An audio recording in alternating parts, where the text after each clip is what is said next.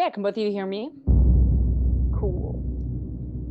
I'm trying to figure out why it doesn't want to use my video. Add this.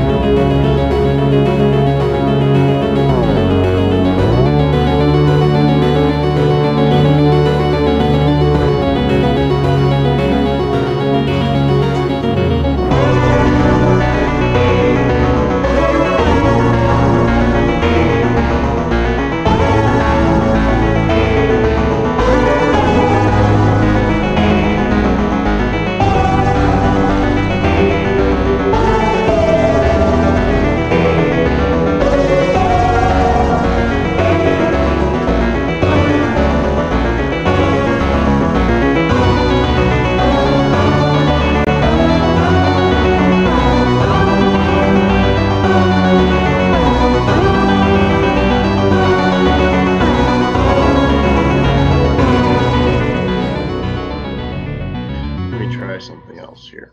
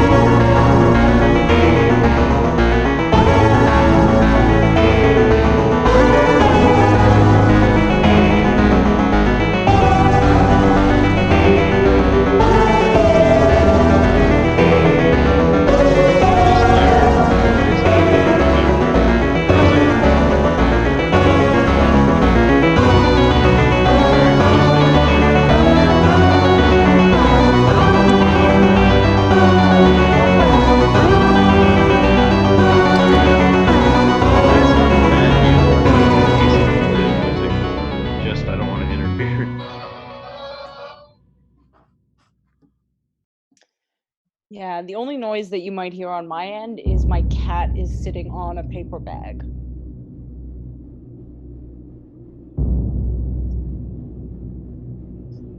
Yeah, he likes it.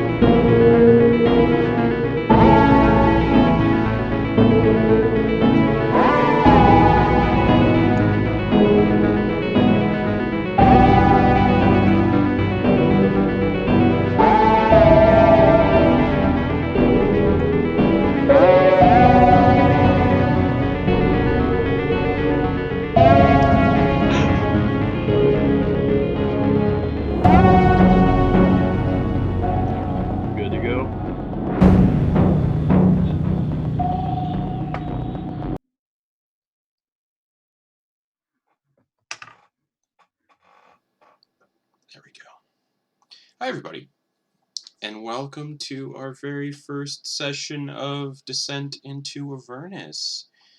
It's going to be a lot of fun. Before we begin, we have some people that you might not be familiar with in this game today, if you're watching this. You recognize Jeremy, he's in a lot of our stuff already. You know him from Mad Mage, you know him from Curse of Strahd, that's him over there in the yellow shirt. I think it's yellow. Yeah.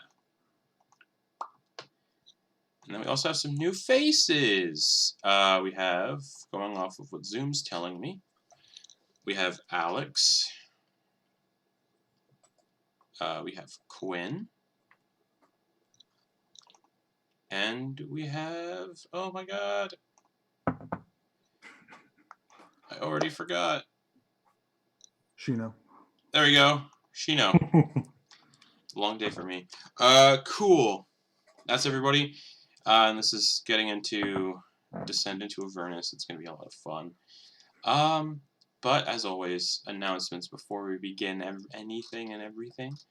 Most importantly, though, thank you for watching, everybody. If you're new to the stream, though, I will be posting a link to our Patreon to help us out, and a link to our Discord in the Twitch chat. So check either of those. Check either of those out. Because with Patreon, you can get free dungeons that I'm going to be developing soon. So that's fun. Anyways, we have a podcast up on iTunes, Apple Music, and Spotify. It's for our core campaign that we basically, our flagship game on the channel that we run on Wednesdays at 10:30, and that's Beneath the Tide, our pirate campaign. So if you check that out, you can see the first 5 episodes of that campaign. We're currently on episode 37, though, when we stream.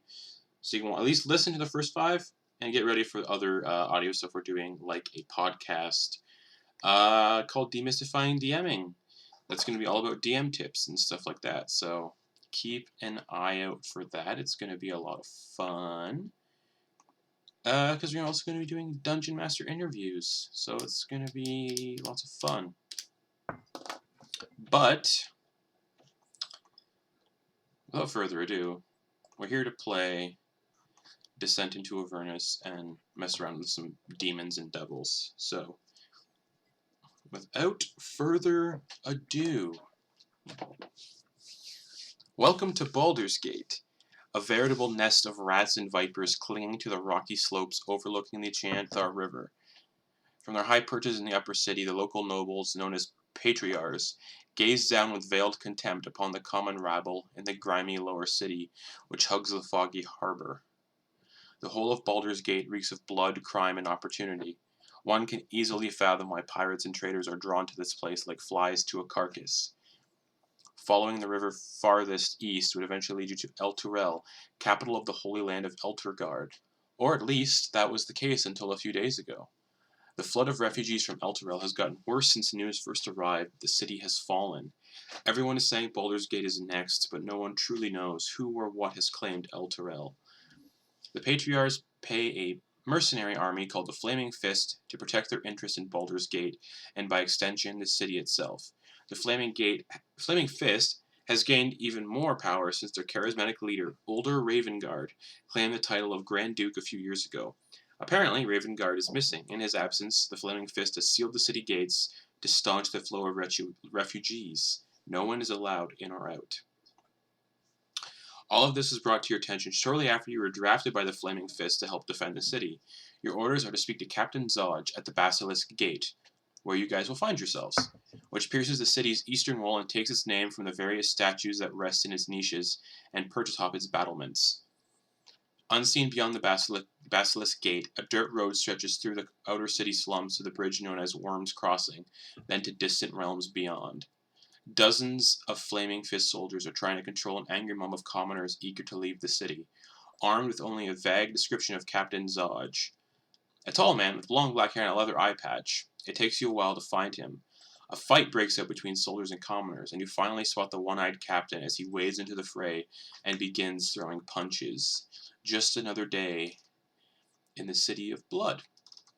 And you all would probably find this sort of behavior not entirely strange, just based on the Flaming Fist as a whole and what you guys would know. They're not exactly the nicest of folks. But yes, you all find yourselves in a very much clustered area in the city of Baldur's Gate.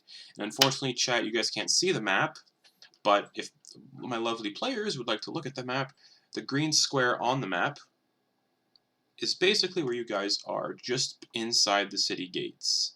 So I'll move that little square a little bit, because it is technically not in the right spot. If I can move it at all. I'll worry about that later. So yeah, you guys are basically beyond the gate, right about here, and a lot of commoners are pushing each other around, and the man who's hired you, or the one you're looking for, Captain Zodge, is just punching these people in the face. Yeah. And yeah, you guys, again, would not be surprised by his handling of the situation. The Flaming Fist captains have tremendous latitude when it comes to keeping the peace in Baldur's Gate, especially here in the lower city. And one by one, we're going to go to each of you, and you can describe your character if you would like. And what the commoners would see, what the other Flaming Fist soldiers see, because realistically, you guys probably don't know each other that well.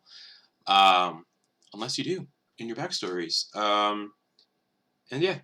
So first off, we're going to go right to, well, Alex. Would you please describe who you're playing? Yes. As you see, for the first character. So my character is he's a dwarf, and he looks a little older. So he's got a bit of experience on him. His hair is graying. His beard, what there is graying. He's wearing the livery. His main armor, like his armor and his leg pieces, those are all from the livery of from inside Baldur's Gate, but his shield and his warhammer that are by his side are obviously from somewhere else.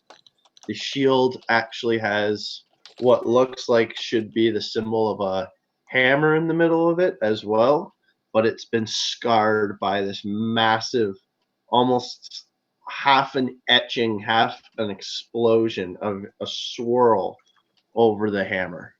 And he is simply waving his arm. And as he speaks, you see that part of his face has actually been burned and sealed so that his mouth doesn't always fully open. And as he waves to people, he's going, "Move along! Move along!" Excellent. And Jeremy, if you'd like to describe your character. Sure. Character is Tate. He is human. He was once a decent looking guy. Stands about 6'2", but slouches pretty badly down to about 5'10". Kind of looks defeated. He might be 180, soaking wet. Blonde hair, going bald. It's starting to thin. Alcohol on his breath, kind of taking its toll on him. He used to wear nice armor, but hasn't cleaned it in months, and it's starting to even like dry rot in places.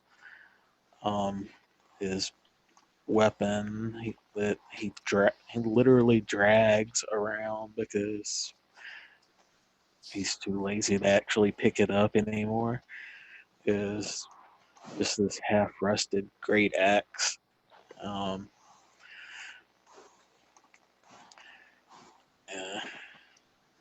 He blue eyes, like I say, just he's a very defeated man. Okay. And Quinn. Yeah, so kind of at the edge of the crowd, hovering around, like, nervously, but trying to hold firm, but then faltering a little bit. There is, like, just this disheveled looking, like, really small and slight build elf. Can't really tell how old she is. She's an elf, but looks young and has just like this big, almost Susie Sue, but brown shot through with green, just messy hair with like little leaves and twigs and just like beads. Just it's kind of maybe purposefully disheveled, but she maybe also did just wake up 5 minutes ago and ran here. Yeah, and she's wearing really patched and ripped, what probably was once a nicer sort of tunic, but it has just been shredded in places and repaired just badly. And yeah, she's just kind of trying to see if anyone needs help, but then faltering back and then dodging punches and just really seems a little flustered. Okay. And last but certainly not least, Sheeno. So, my character is Dorian. It is a rat folk bard, and he's a thin, almost emaciated, pretty short, like 5 foot tall rat person.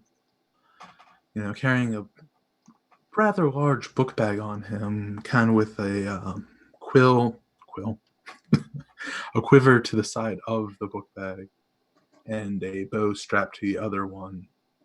And on the very back side, he has a viola just kind of hastily tied down. You know, dirty leather armor, kind of, you know, mostly gray fur, a little bit of like a creamish underbelly. He looks rather young, rather new to all of this. Looking at the crowd kind of with disgust because he doesn't like the way that everyone's kind of directly violent, but at the same time, he kind of understands. This is kind of how things are here. For sure. All right, and that is everybody. You all would catch glimpses of each other, kind of in passing. There are a lot of people here, a lot of commoners getting pushed around. You guys do get bumped by a couple of these commoners being pushed and corralled deeper into the city. And eventually, he kind of looks around, trying to find the people, and he notices the four of you, realizes that you're the four he's looking for, and he kind of motions for you, the four of you, to follow him to kind of like an alleyway that's sort of away from the crowd, so you guys can talk without being drowned out by the sound. So he kind of just like beckons you guys over and goes to stand behind this this alleyway, and yeah, long black hair, eye patch, the guy you're looking for. And does everybody follow? You guys hang back? Yeah, I'll follow a weirdo into an alley. Let's do it. All right. Skips along. He's the commander. He's the one who's supposed to be followed, so Mortis is going to follow along. All right. And what about Tate and Dorian? Gonna follow the crowd, but kind of relentless or reluctantly. Okay. Just kind of slowly. Okay. Tate reporting for duty, sir. Excellent. In the alleyway, though, you do notice that he is with 6 other soldiers that are kind of standing beside him, almost like they're guarding him. You know, they're wearing splint mail, decent amount of weapons on themselves. And as you guys approach, he kind of says, "Oh, the refugee crisis has soaked fevers at Baldur's Gate might suffer the same fate as El Terrell, of which nothing remains but a hole in the ground, apparently.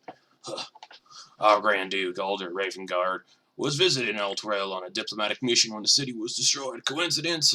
I think not. The Knights of Eltergard call themselves Hell Riders.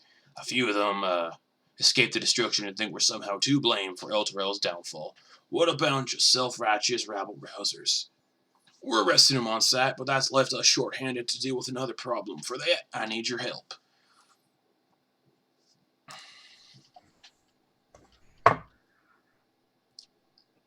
Our help with what exactly? Well, before we begin, and he kind of produces 4 copper badges that bear the Flaming Fist's coat of arms, which I will share with you fine people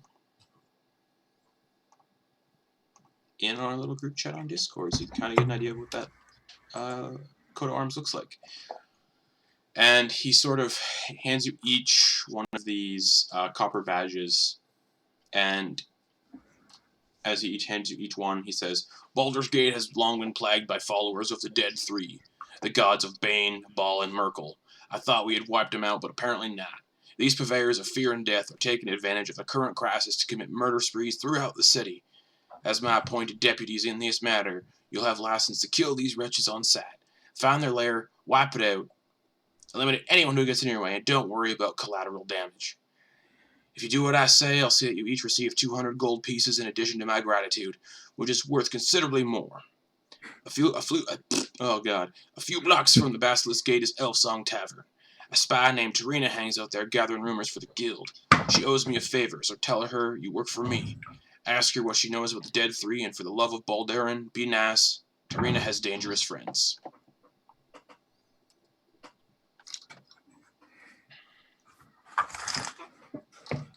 And he kind of just takes his soldiers and just disappears into the crowd. Okay, do they just give these badges to, like, anyone? Because that seemed really, really easy. I mean, they gave it to me, so I guess they'll give it to anyone. Yeah, like, I kind of just showed up here. I didn't even want to be here. You don't even want to be here? No, I was just going through town, and now I'm kind of stuck in here for a bit. Okay, but this feels important. This feels big. We got a badge. I mean, we're getting 200 gold, so yeah. It's always... This feels like we're being drafted into the military. I've never been drafted anything before.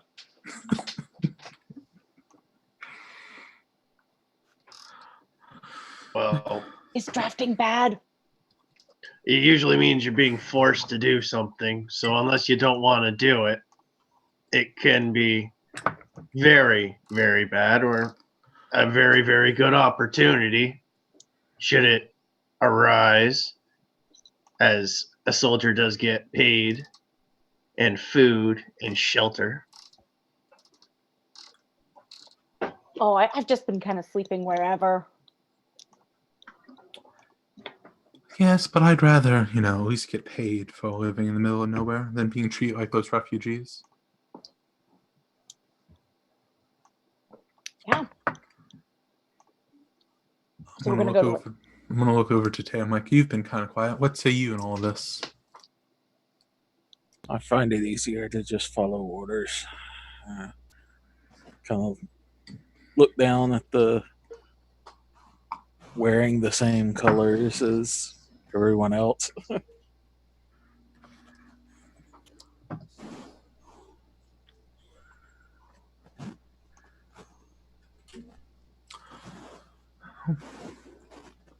Now, who is it we're supposed to go and find? What did he say? We're gonna go to a tavern where there's a singing elf? Yes. You mentioned Elfsong Tavern, and the contact within the Elfsong Tavern is someone named Tarina.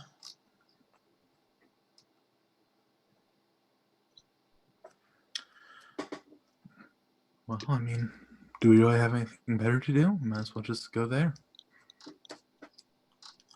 Yeah. I mean, 200 gold and maybe some free drinks. I would be so into that right now. What time of day is it? It's probably 2 in the afternoon.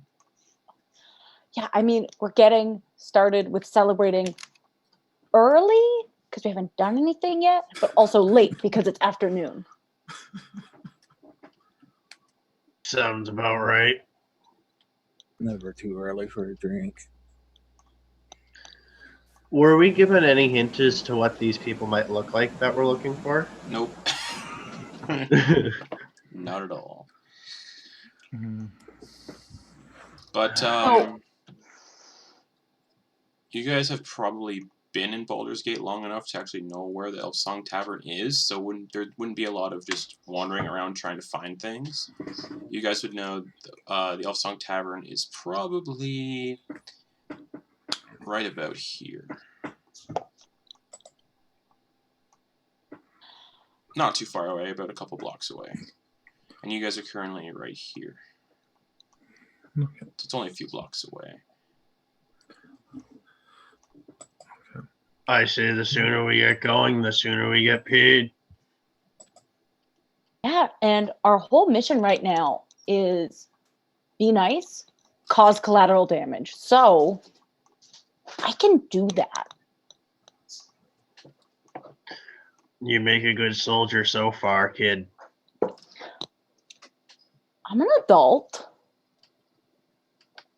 And I start walking away in the direction of the tavern. Mortis is going to follow along with. All right. Good drink. Dorian's gonna just slowly kind of fall behind them. Okay. So you guys, after about 15 minutes or so, you do eventually find your way to the Elf Song Tavern. Yes, you do. You find yourself at the Elf Song Tavern. Oh, my map. Oh, my map. There we go. You guys find yourselves there. And upon arrival,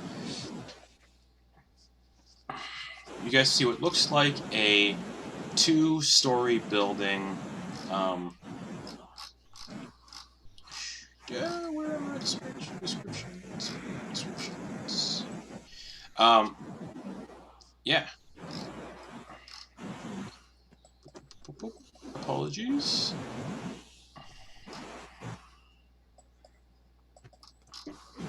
I lost my descriptions. Yes, you find the tavern without any issue. You can step inside, but there are a good number of people kind of corralling in and corralling out. Can I roll perception to see if anyone's been following us or like watching us? Of course. In an unusual way, not in like a people of the world way, like a very specific. Oh, that is 12. Nope. You do not see anyone following you.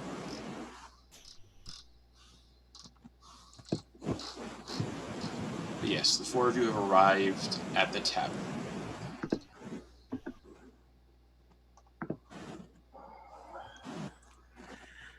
Just gonna I'll make my way to the bar. And I'm gonna ask the barkeep if he knows Torina.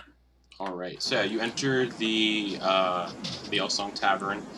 It's fairly large. Numerous tables. There's a bar counter you can easily see. You know the bartender is named Alan Aelith, who is a human. Yeah, Alan Aelith, kind of behind this counter. And 2 young men move around the tavern, taking orders, delivering drinks, food to tables, joking with the clientele. Flanking the entrance are 2 bouncers, a suit of animated armor called Clank. You guys have been here enough to know all this. And a very gruff female half-ogre named Skoona. And you know that they're here to protect staff members, not patrons. And numerous well-armed patrons huddle around tables, main room, and in private booths. 3 padded chairs are angled toward a fireplace on the east wall, underneath the creaky wooden staircase that climbs to the 2nd floor. There's usually a drunk passed out on the couch against the north wall. Next to that couch sits a wooden sea chest that contains an assortment of games kind of poking out. And, you guys all enter. Tate approaches the counter. And, yeah, you see this half-elf behind the counter, probably about 75 years old. And he's just like, well, what can I do for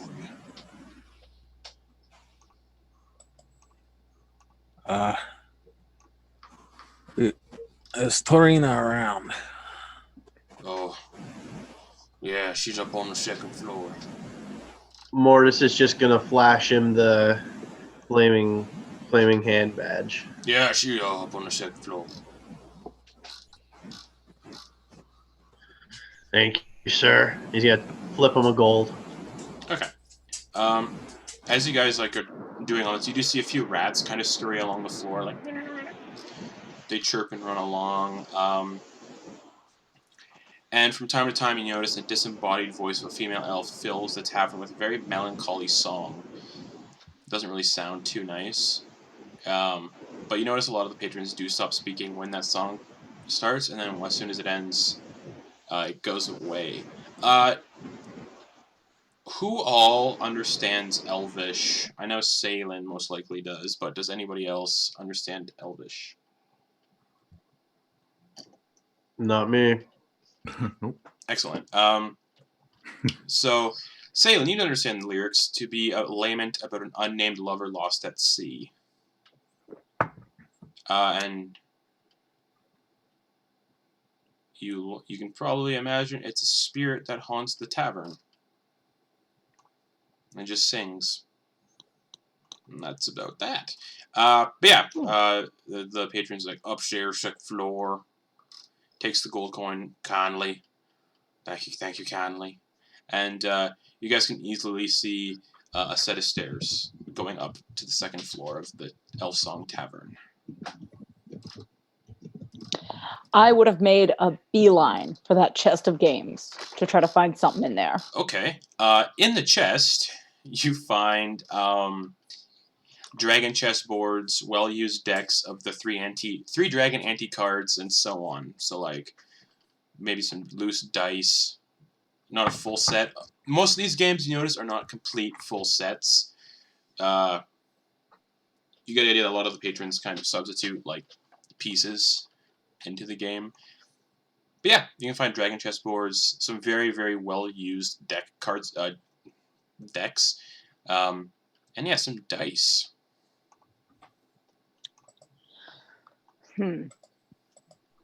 I would probably just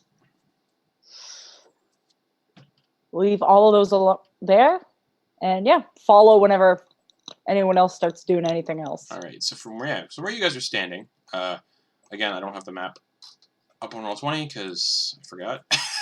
I'm so bad at this. I'll just do this then. Boom.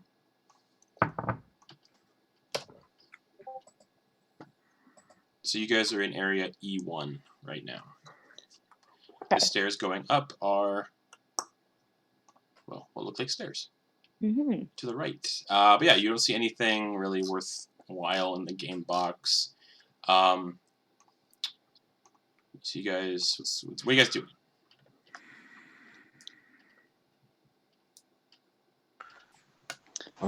Look to everyone and point upstairs.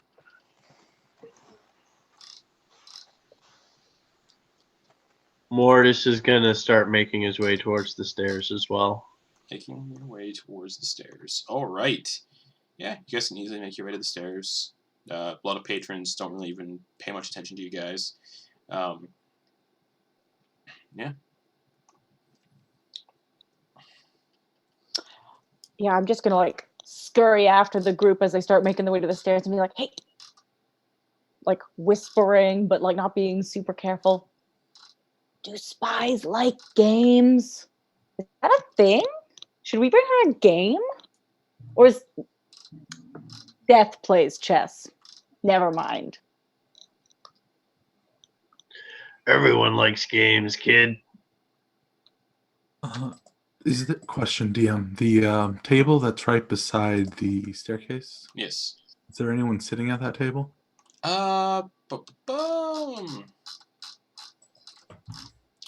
Yeah. Why not? You see a...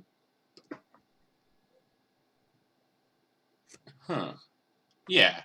You see this sort of punch-drunk shipwright human who has no eyebrows, and a halfling who is... Their face is super scarred. They're flipping a coin at the table. And you also see a half-orc thug, jovial, strong-jawed. And he's basically just bellowing, just like, whoa. And it's just the three of them at that table. I'm gonna turn over to my group. I'm gonna say, hey, I'm gonna wait down here in case anyone tries to sneak out while you guys go up. And I'm gonna go sit down at the table. I'm gonna look over to the... You said half-orc? Yes. I'm gonna look over to him. I'm gonna be like, you look like a fellow who knows how to drink. Whoa. No little bit. I'm more better at catching rats.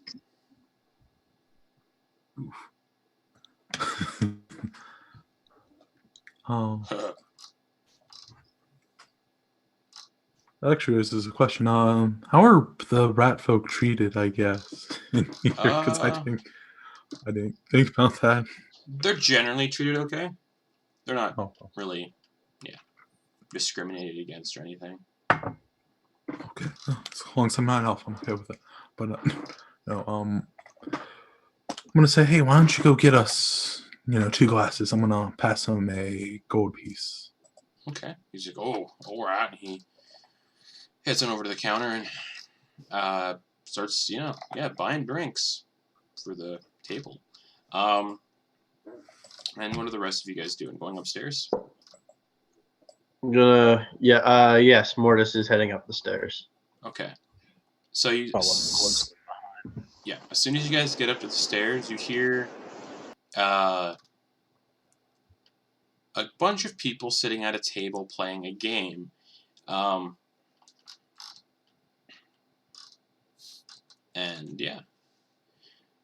You see a human bandit surrounded by just a dozen of just people playing this game, and you'll probably recognize the game as what's it called? Baldur's Bones. And she's sitting there and just kind of like, oh, you're all so terrible at this.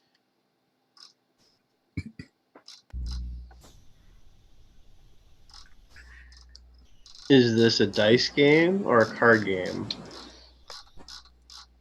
This is a dice game. And they're kind of rolling dice on a table, and she's taking their coins. Just every single time she's winning and taking their coins.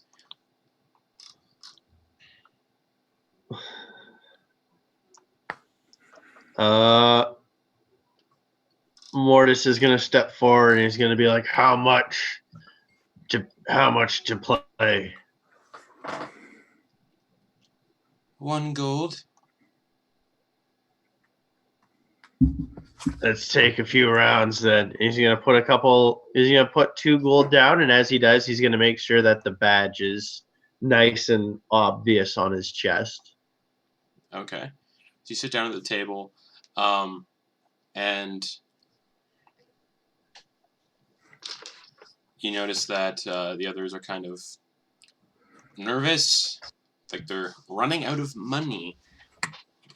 And basically, the rules of this game are simple.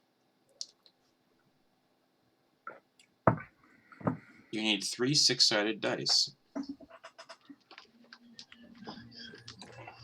And then players basically will roll. It goes. Each player rolls their 3 dice. Player then proceeds clockwise around the table with the host of the game going last. On a player's turn, they can choose to stand or roll. If the player stands, the next player can take a turn. A player who rolls takes an additional die and rolls it. If the total of their dice exceeds 21, they bust and are out of the game. Otherwise, they can keep rolling dice until they either stand or break. After everyone has had a turn, the highest point total, including players who busted, wins the game and takes the pot. And the current pot is about 15 gold. Here, kid. You want to learn how to be a soldier? You gotta learn how to gamble. I mean, yeah, like I want to play. And I'm just going to like, I don't need a lot of room. I'll just find like a little spot at the table and like get some dice. Okay. And Tate, are you taking part in this?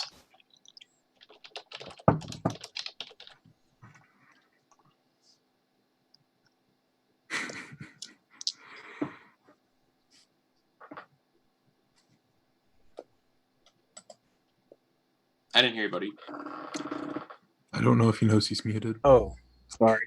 I said no, my gold is reserved for drink. Sure. All right. Not everyone likes games. Well, he's not assassin, clearly.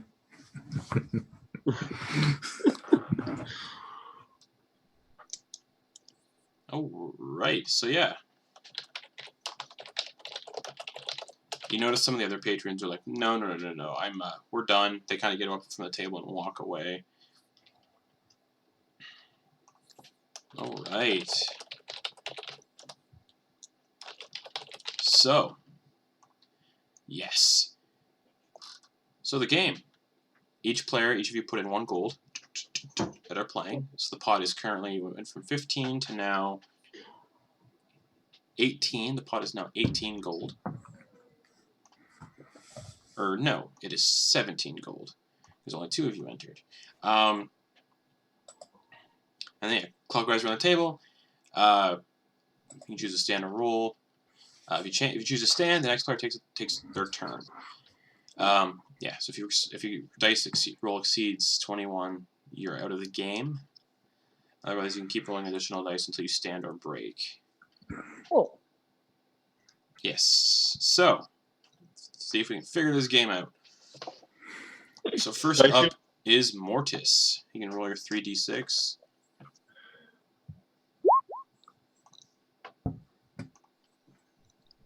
Okay. Excellent. And then Salyn can roll 3d6. And you guys can use physical dice if you have them.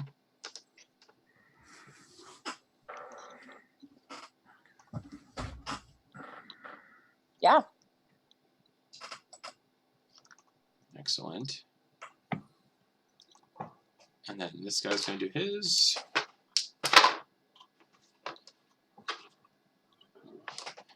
Okay. Keep track of that.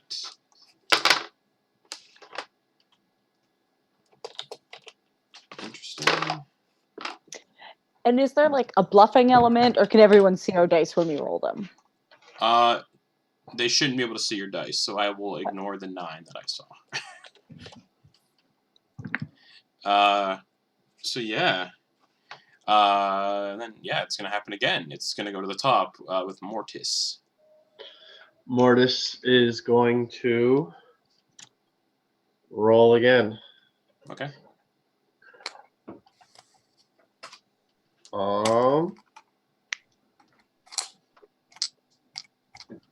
Goal is 21. Yes, you want to get to. So it's very similar to what's that card game? Blackjack. Yeah. I don't play card games, so I don't know. All right, he's gonna take another roll. Okay.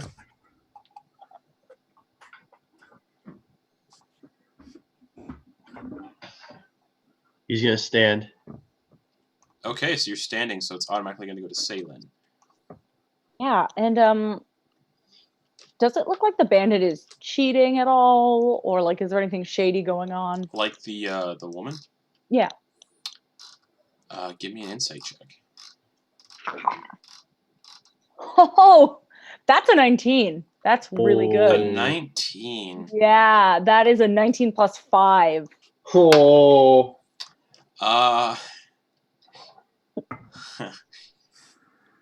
Lucky dice. It looks like she might be cheating. Yeah.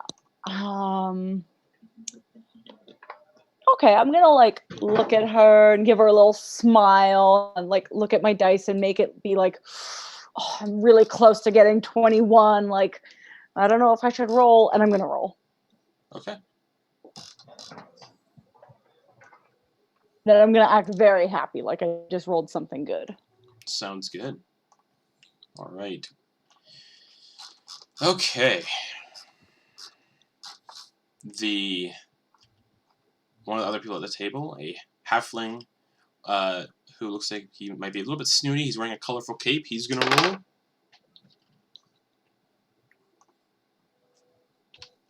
And he looks somewhat pleased. Not entirely happy with what he got. But he is going to stand as well. And then the next person to go is a very impoverished-looking human. He's got a notebook, and he looks kind of like a playwright. Ooh. And he's also going to stand after that, which I believe you're allowed to do. Yes, he's going to stand. So yeah, it doesn't end until everybody stands, it looks like. Okay.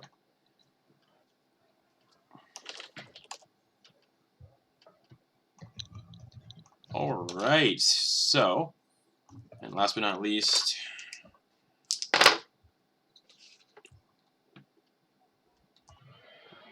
oh dang. And she looks also very pleased.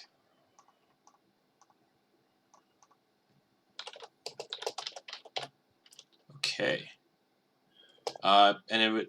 Did you stand, Salyn, or not? I can't remember. I don't think I did. All right, so you can go again if you would like. 3d6. Yeah, am I able to figure out like how she might be cheating, or just like something seems a little fishy? Something seems just a little fishy. Maybe she's lying about her dice count. And you get the idea the people she's playing with aren't the smartest people. They're kind of dimwits. Easy to scam and. Cool. I will roll again. All right. All right. Do you stand? Not yet. Then roll again. Because everybody else has now stood, I believe. Correct? I believe. Mortis, you're standing, right? Yes. Oh, yeah, everybody else is. Yeah. All right. I will roll again and just keep rolling.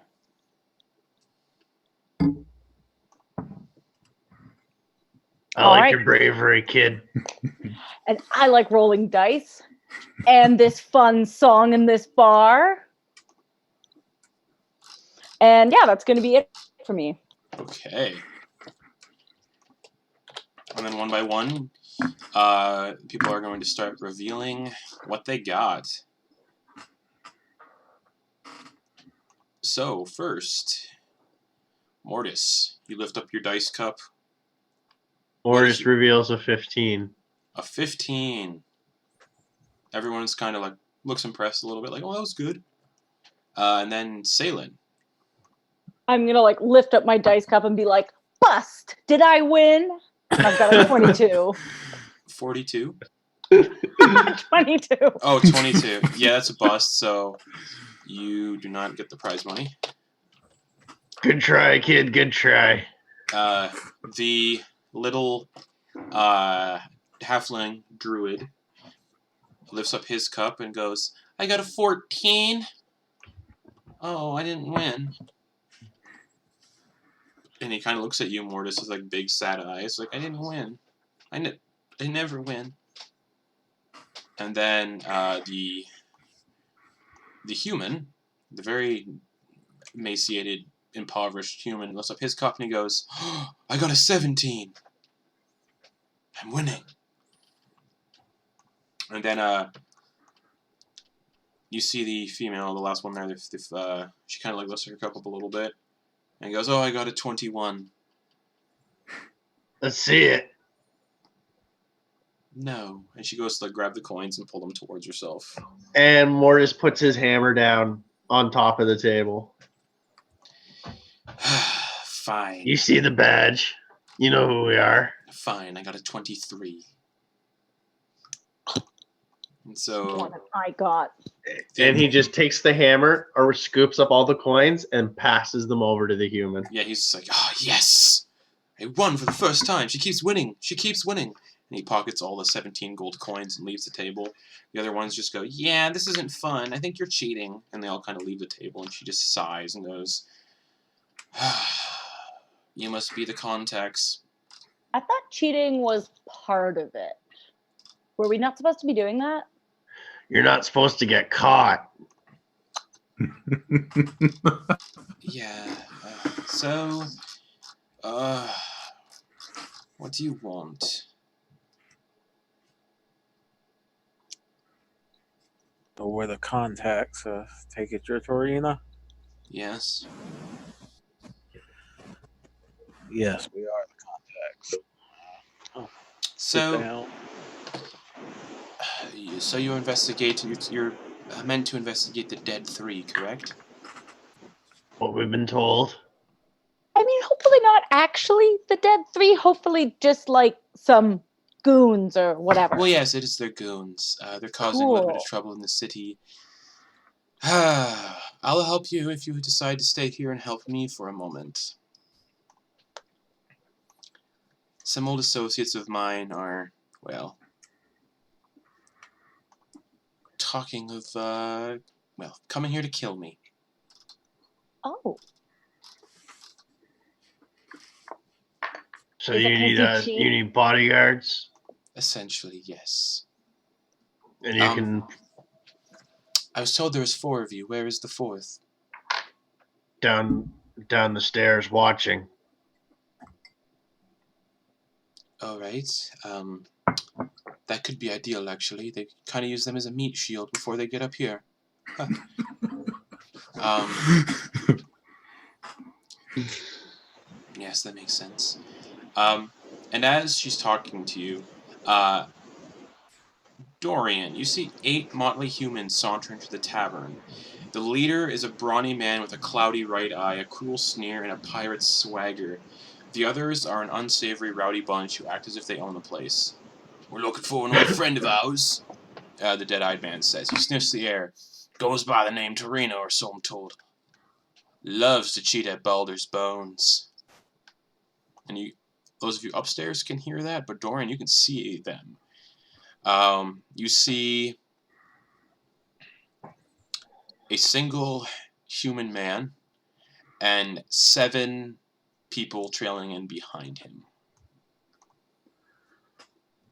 You can tell he probably doesn't like to bathe because he stinks, and you can smell him from over here. Did I ever get my drink from the other guy? Yes. So I'm going to walk over, kind of drink in hand, kind of like fake stumbling over. I'll walk over to him and be like, "Did you say you were looking for Ternia 2? Yes. Oh, you just missed them. You just missed them. I went over, came here. They weren't even here. It was really bad because they cheated me last time, and I lost like half my gold to them. And he just missed them because I'm looking to get my revenge on them. They said something about trying to leave the gate, hop the gate. Something about being able to scam some refugees and trick them into leaving the city. Give me a deception check. Let's see. Deception is +6, so...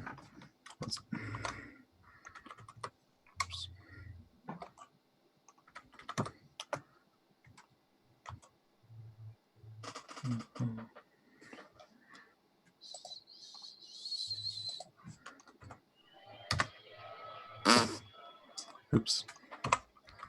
I misspelled roll. That's a good start.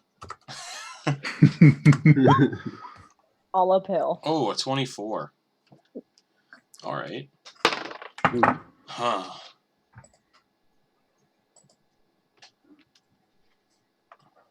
All right.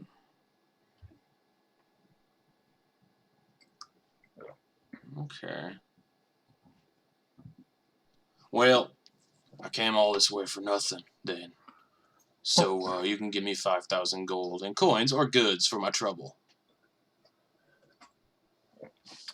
Oh, I wish I could. Oh, I wish I had 5 gold, let alone 5,000. I would be out of this city and I'd be gone. How about I give you this? I can give you a drink instead. Drink for everyone and your buddies. No. He looks around. Dorina, where is she? She in the usual spot? And one of the patrons is like, yeah. He's like, good. And him and his bandits sort of slowly walk up the stairs. Do we hear this? Oh yeah, you can hear them coming up the stairs. So I would like to fog cloud. Okay, you cast Fog Cloud up in the tavern. Okay, second floor of the tavern, Fog Cloud pops off.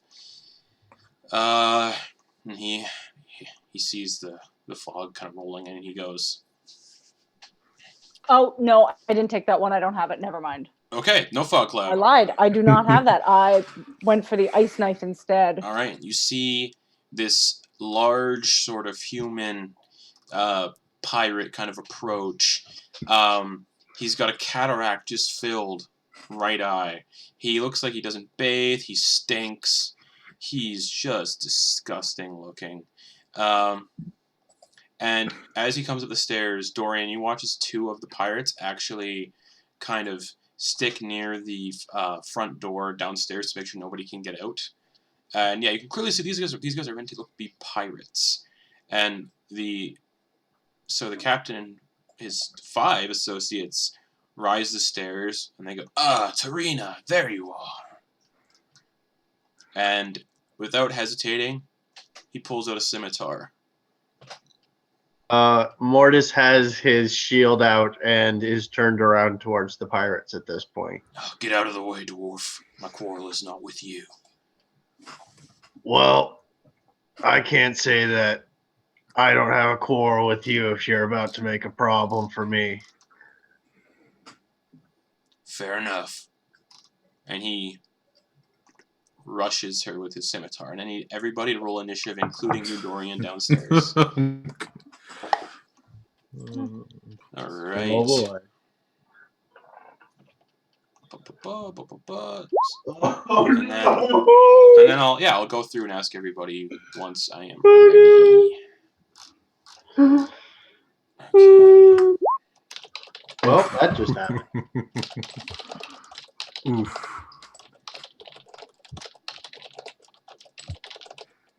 Okay, and this guy is called, what's his name? Oh, this is going to be interesting. All right. So, the fact that I have to use a document to track initiative right now is a little bit annoying, but whatever. Okay. I have to remember character names. Oh my god. All right. Mortis, what'd you get for initiative? A non-natural 1. Okay. All right. I rolled a 3 and I have a -2 for initiative.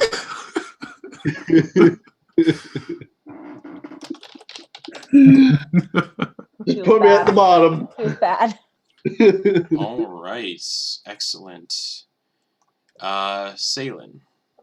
I got a 10 plus 3. I got 13. Dorian. 8. Okay. Tate. And Tate. 19. 19. Excellent. All right. Cool. Tarina. Okay. Oh, no.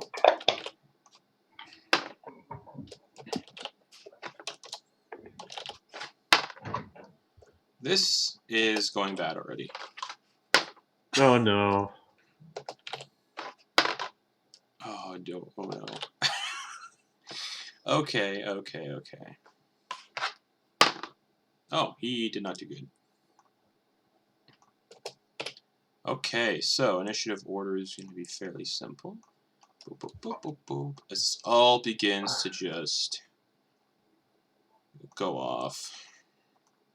I would like to point out that Mortis is standing directly in front of Tarina. Yes. All right. Like- Wonderful. Right, like blocking the path between them. Okay. Good to know. He'll cut through you then. Okay. He is not in a good initiative order though, so it's probably not going to be much of a problem.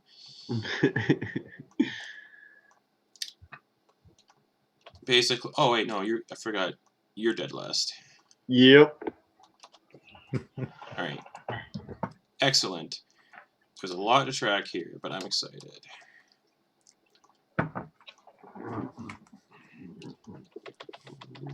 Next week, well, I'll have the more maps a little more organized with and tokens and everything.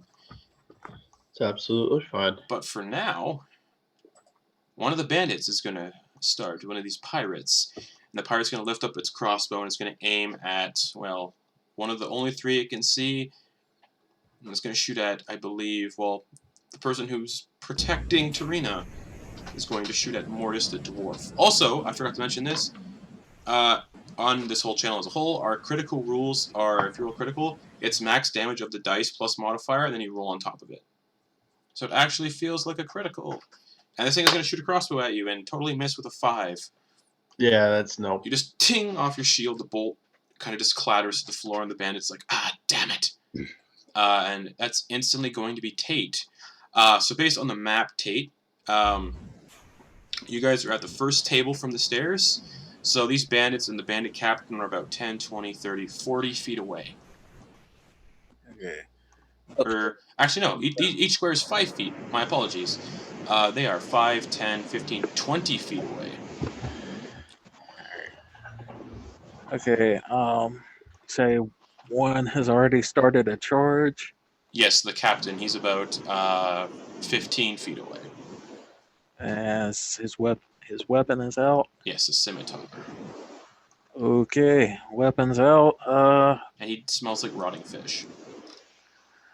That's a Alright. cute detail.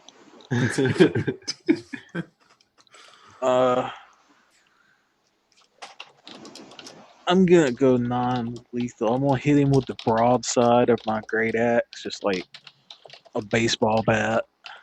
Okay, make an attack roll. 12. He parries it. Well, he's not going to use a reaction. He just kind of like, instead, just kind of like, shing, moves your weapon out of the way and just goes, is that all you got?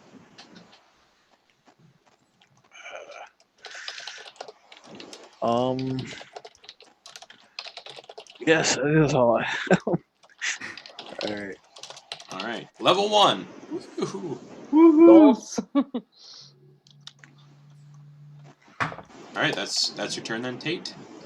That's it. Okay.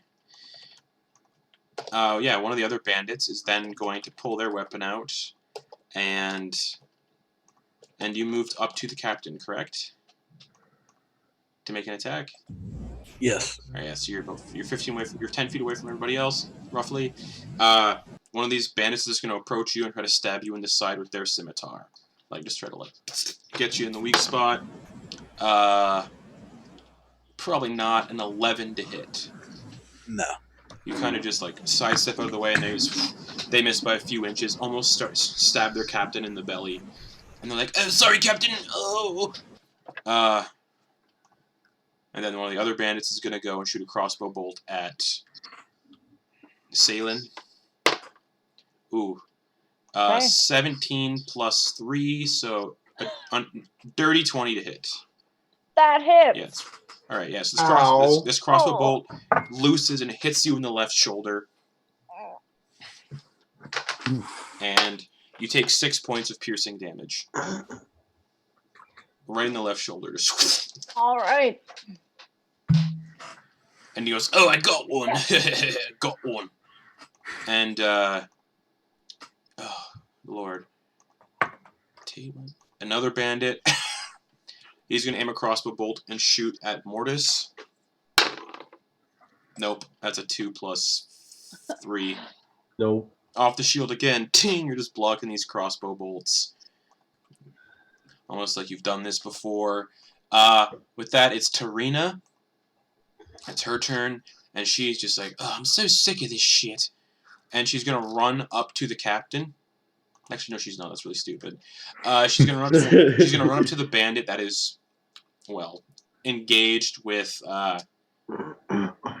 nobody, actually. She's going to run for one of the bandits that's about the full distance, 20 feet. She's going to run and swing with her scimitar at this bandit. That'll hit. Like, that'll hit for sure. And she stabs that one in the belly. And yeah, that one, it gets stabbed. A little blood just oozes out on the floor. That one's not looking too great. Cool. Okay. Salyn, it's your turn. Yeah, how are the bandits arranged? They're kind of all clustered around those stairs. Okay. All within like 5 feet of each other. Like, yeah. The captain is kind of the closest. He's, if you look at the map, he's actually standing on E7. That's where he is. That's where he is. All the bandits are kind of within 5 feet of him. All right. So I would like to kind of hold in my shoulder, just get up on the table so I have a better vantage point. Of course, yeah. At like just kind of one of the, like a bandit right in the middle of the clump. Mm-hmm. I'm like, wasn't gonna do this, and I'm just gonna throw an ice knife at that bandit. All right.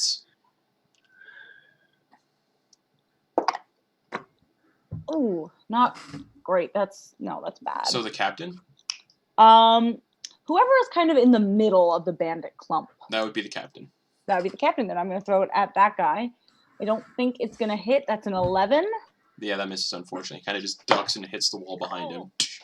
Well, but every target within 5 feet of him Correct. Needs to... That is all the bandits. Yeah, needs to make a... Dex save. Dex save. All right, so...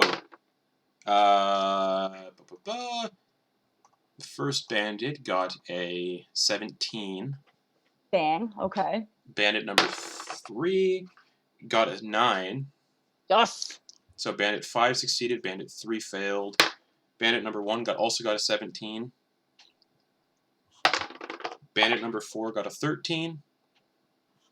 13 is my save DC. Okay, so he just makes it. Bandit Bandit 2 got an 18. And yeah. That is it. All right. So I believe all but 1 saved. Yeah. So all but 1 are going to take how much? 7 points of 7 points of cold damage. All right. And then I'm just going to drop off the table to be prone on the floor with some cover. All right. It's like almost like when I throw the knife, the force of like unleashing this magic energy kind of jolts me back, and then I'm just knocked down. On your back, on the ground. Yep. So that will be attack with advantage if anyone approaches you. That's okay. Okay. Cool. So that means it's bandit number 2's turn. He saw that happen. He's going to panic. Yes.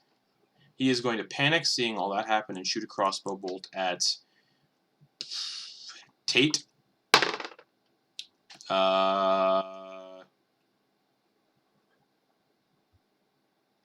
to hit, or 11 to hit. That's a miss. Yeah, they're not doing too good with the crossbow bolts. Okay, that's fair. It is Dorian. You're downstairs.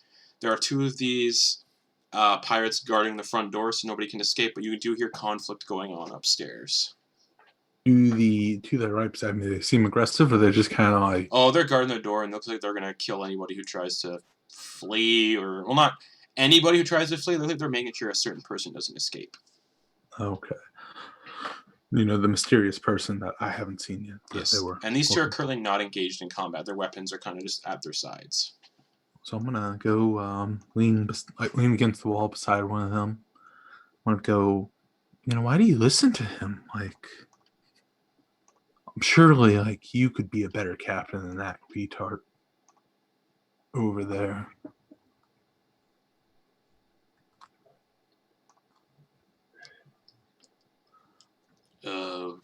What? I'm saying, why do you listen to him?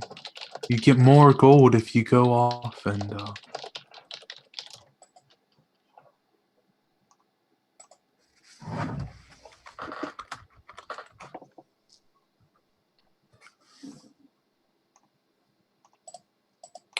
and you can get more gold if you go off by yourself or even with him. Just become your own captains. I don't know about that. Why? Who's gonna stop you? He is. He's pretty strong compared to us. Strength isn't everything. You gotta look deep inside yourself and see what you really need. Persuasion check? um. Uh.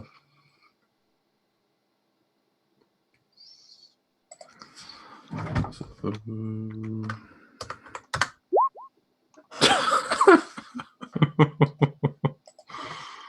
23. He's like, yeah, you're right. And he kind of just walks up to the tavern. And the other one that's standing there is like, what? We're saying you don't need the captain. You can go off. Become your own captain. Get your own treasure hoard. Nah, fuck it. And he leaves too.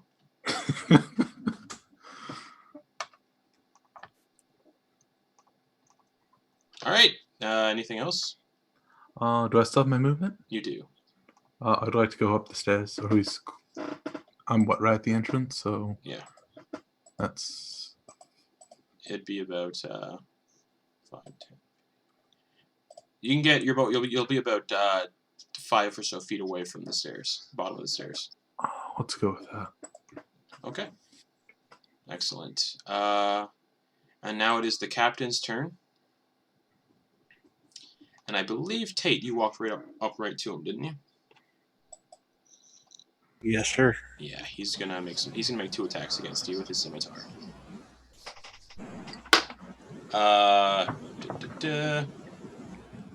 A 15 or a 14 to hit. That 14 does not hit. So you block it, and then he swings again. And that is a 13 to hit. So you block both strikes. Like, ting, ting. And he looks a little pissed off that he's not landing any strikes against you, Tate. And that'll bring it to Mortis finally. Mortis is going to charge straight to the bandit on the right and just swing an uppercut at him. Yeah, make an attack roll.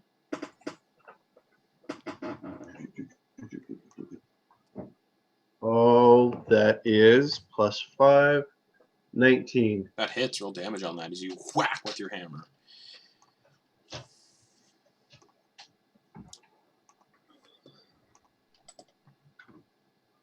4 + 3, 7.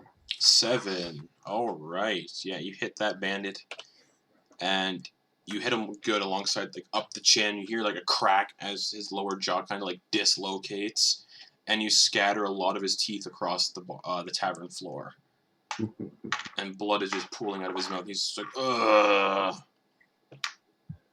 All right. Anything else? That'll be it for him. He'll have his shield up, ready to block the next blow. All right. Pardon me. One of these bandits, the one who, well, yeah, this one is going to run right over to Tate and try to help his captain and try to stab Tate. That's a 16 to hit. Yes. Okay. And you take 2 slashing damages. He just like, rakes it across your left shoulder. 2 slashing damage.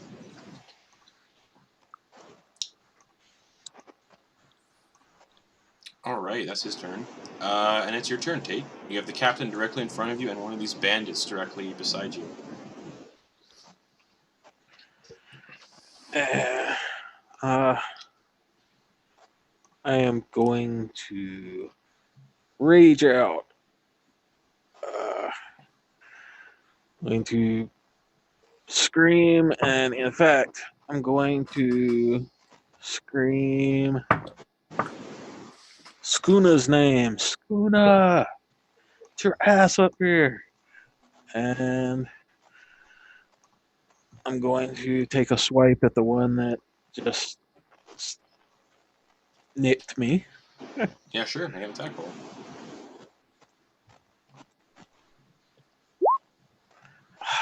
Ten.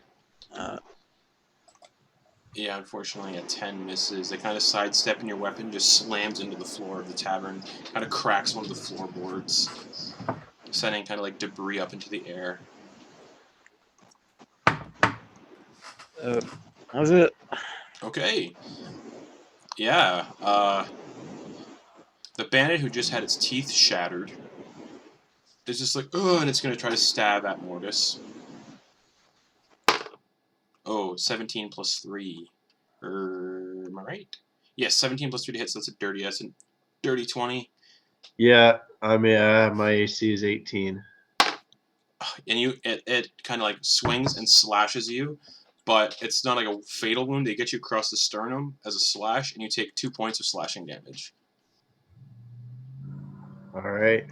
That is that bandit's turn, which means it is another bandit's turn. That is also not looking so great.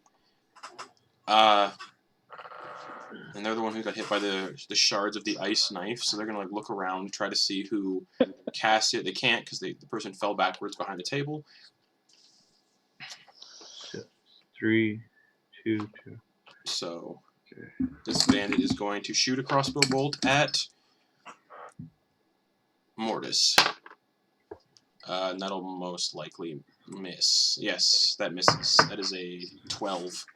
Yep. So you block another crossbow bolt with your shield. These bandits are getting slightly annoyed that all their bolts are just not doing anything.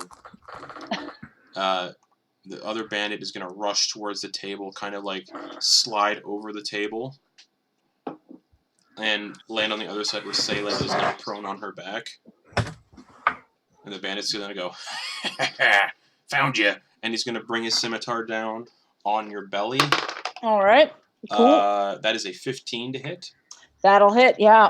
Oh no. And you take 2 slashing damage as he just sinks Okay. an inch or so of the blade into your stomach. And it's quick. You kind of like squirm a little bit. It dislodges the blade, and he's just like, argh! He's a little angry. And that makes it Tarina's turn. And she is going to spin and kind of sink her scimitar in the bandit that just attacked you. Salyn? Okay. And she hits for sure. And that is a 4 plus... It's 5. Yeah. That bandit is still standing. Okay. But he is bleeding profusely now as her like scimitar kind of like pierces through his waist, and you can see the blade of the scimitar come out of his waist. And he just clutches the wound, bleeding heavily. He's just like, ah, damn it. Cool.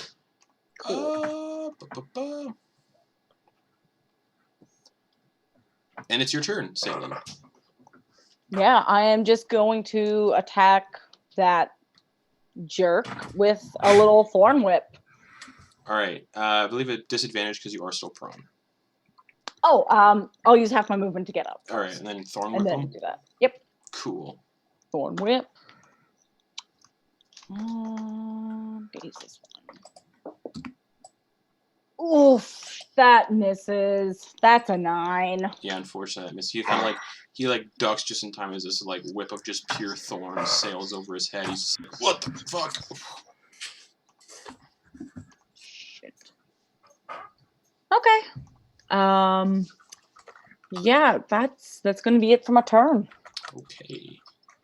And then one of these other bandits who's not looking so. What's up? No, it's nothing. I Okay. can't do that. So yeah, one of these other bandits that's not looking so shit hot is going to try to stab Mortis. 18 to hit. That is my AC. All right. So yeah, he stabs you with his scimitar in the shoulder, and you take 4 points of slashing damage. Oh boy. Oh boy. Oh boy.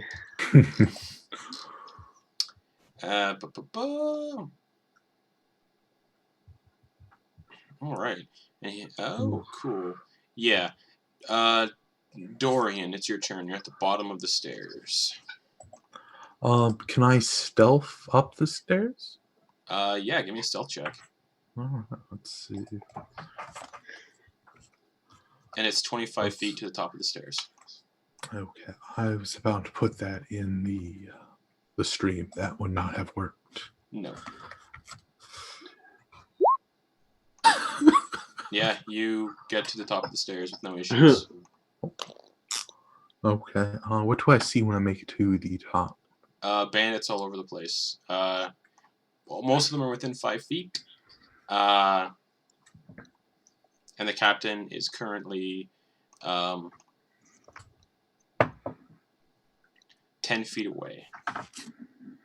Okay, so there's what? How many bandits? There's 6 in There's- total. Are there's they all five. still up? There's 5 up here with the captain, so 6 total. Okay. And do I see the condition of my team? Yeah. I believe Mortis and Salyn aren't looking too hot. I think Tate's looking pretty fine. Okay,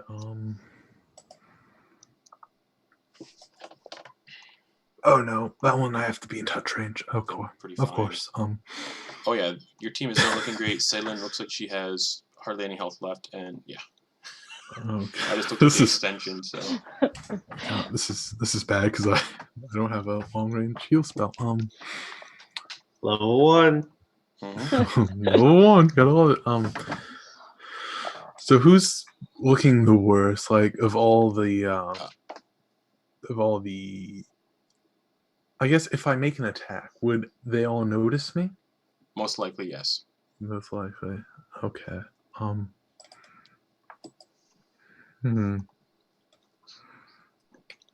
lot of the bandits, not counting their captain, four of the 6 or actually 4 of the 5 bandits that are up here all look heavily wounded and near death. One of them looks like they haven't taken a single hit. Okay. You said it was 25 feet to get up the staircase? Yes. How far away is everyone on my side? Like your friends? Yep.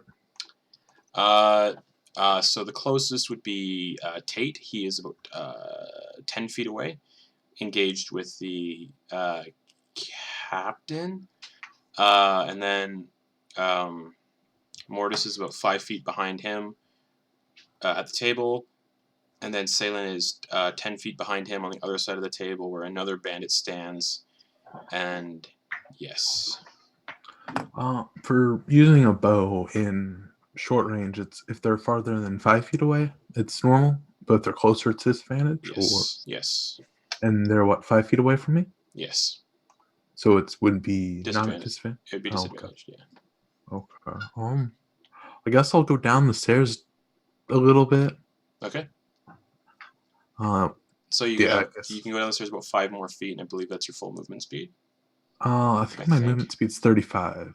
Yes, it is 35. It is. Okay. I'm not going anywhere past that. I'll just pull out a bow and I'll just shoot at one of the bandits that look. So trying to shoot through the railing?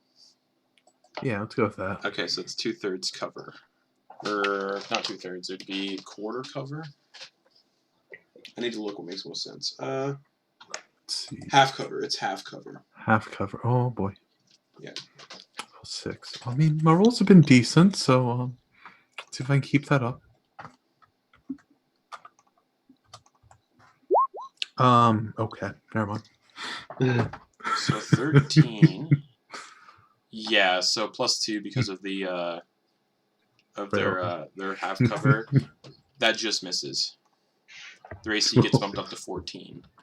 Yeah, oh, that's all I can do. So the arrow kind of sails, but it kind of skims the railing a little bit, and it just loses its momentum and kind of just clatters to their feet. But now, actually, because you were sneaking, you can make that attack with advantage. Oh, okay. Watch me Yeah, roll over I this just time. realized, yeah.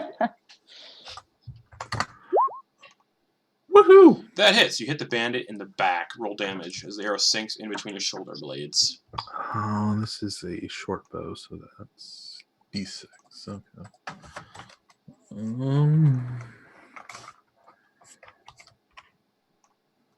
1d6 plus. Is it 4?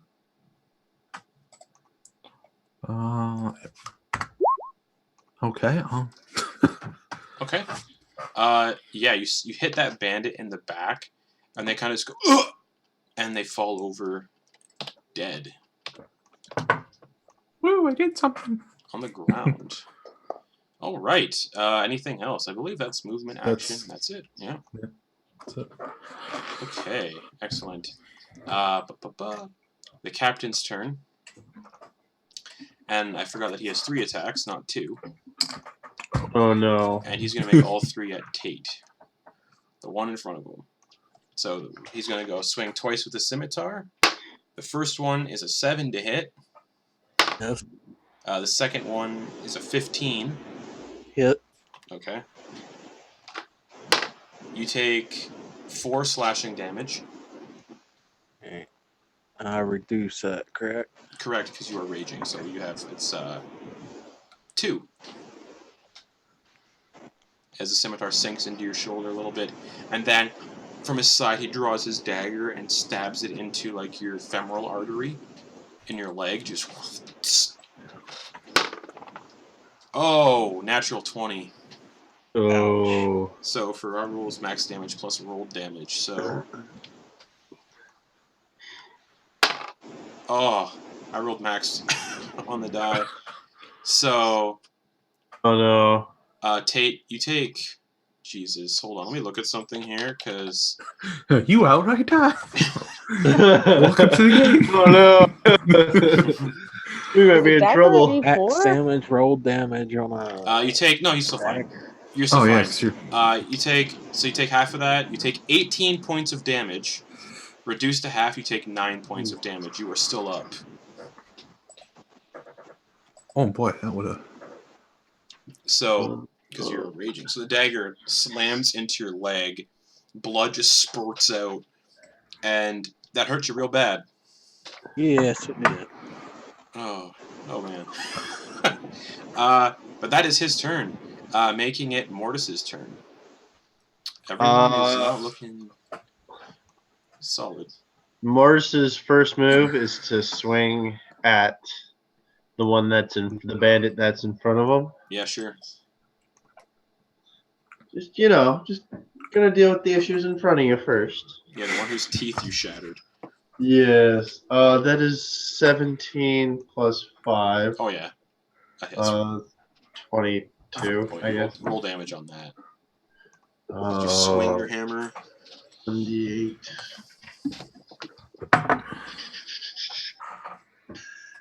Oh, max damage. So that's 8, 11. All right, you swing your hammer at this bandit, and you hit him in the side of the head, and you guys all hear a wet snap as Mortis caves the bandit's head in from the side, and he just drops like just a bag of a wet bag of meat. And that bandit is now also dead. Can I make an argument for dropping my shield and pulling a dagger as my movement? Sure, why not? All right, I'm gonna do that. And so Mortis is gonna pull a dagger from his boot, and he's gonna turn, and he's gonna throw it at the one over top of over Quinn's character. Sure, that's Salyn. Yeah, go for it. Over Salyn. Yes, sorry, thank you. All right, come on. Oh, that is 15. That hits. Roll damage. Is 1d4. As the dagger sinks into a part of this bandit, as we will see what happens. That is 4 damage. It sinks into the bandit's like throat, and they start gurgling up their own blood. And that bandit, you said 4 damage? 4 damage. That bandit is hanging on by a thread. Blood is just pooling out of his throat where the dagger is. He's gonna go finish him off, kid. Oh, And that's the end of his turn. Excellent. The bandit, who is still looking perfectly fine, is going to shoot a crossbow bolt at Mortis. No, AC's down too. Yes, because your shield is no longer equipped. That is, it probably doesn't hit. That's a 13. Nope. You duck, and it kind of just sails over your head and hits. It beds itself into a support beam of the tavern. The bandit swears when it's reloading his crossbow. Tate, it's your turn. Okay. Captain's still up. All right. Oh yeah, he's right in front of you. Yeah. Okay. He hasn't taken any hits yet. Yeah, Oh. I'm getting really desperate, so I'm going to Great Weapon Master. Fingers crossed on this one. Going for the captain. Go for it. 18. That hits. Roll damage. Wow. That is 6, 7, 8 plus rage 9, 10 plus Great Weapon Master 20. 20 damage. At level 1. You just swing up, you take a big chunk out of him, like you kind of feel your sword like sink like in between ribs, and you feel it poke something vital in there. Ooh. And then you pull the sword out and blood just gushes out, just and he looks at you like clutching his side. He's like, "Oh, you're dead." I'm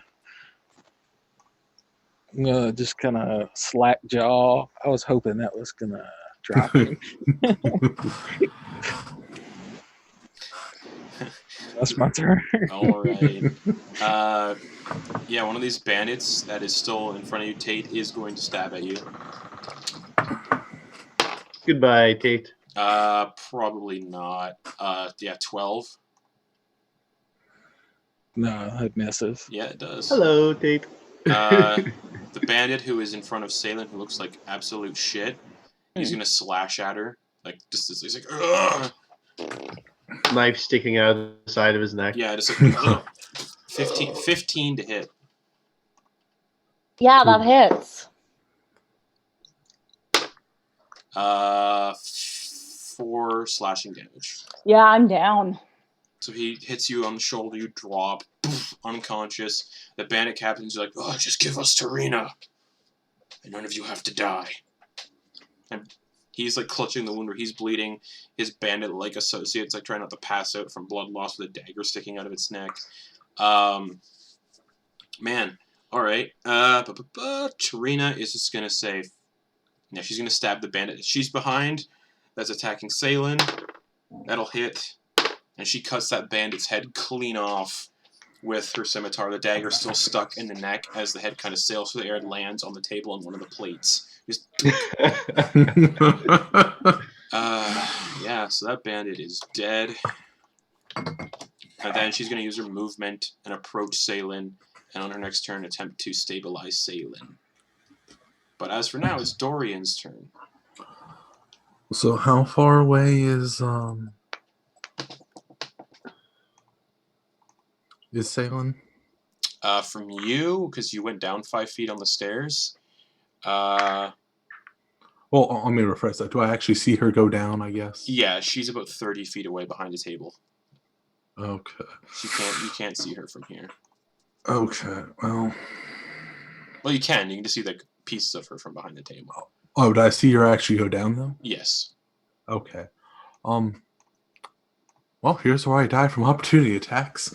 I'm going to, I guess, use my 30 movement speed. I don't think I can technically stealth over there since they know I'm here. Yeah, so I'm going to use my 30 movement speed to get over there. Okay. So you go up the stairs.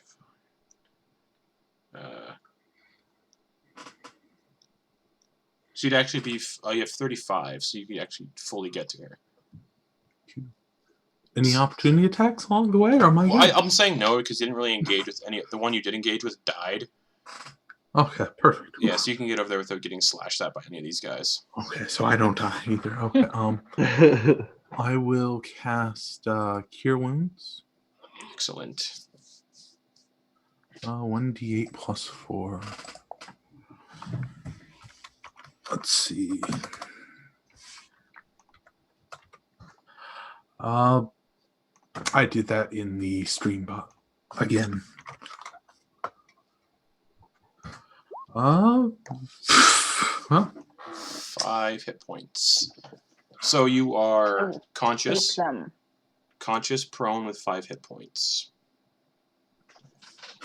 Excellent. And Boop.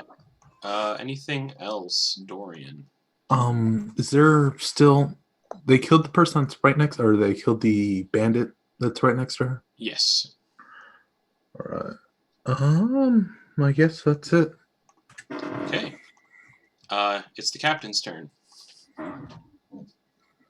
And he's just like, oh, just give us Tarina. And he's going to attack Tate again.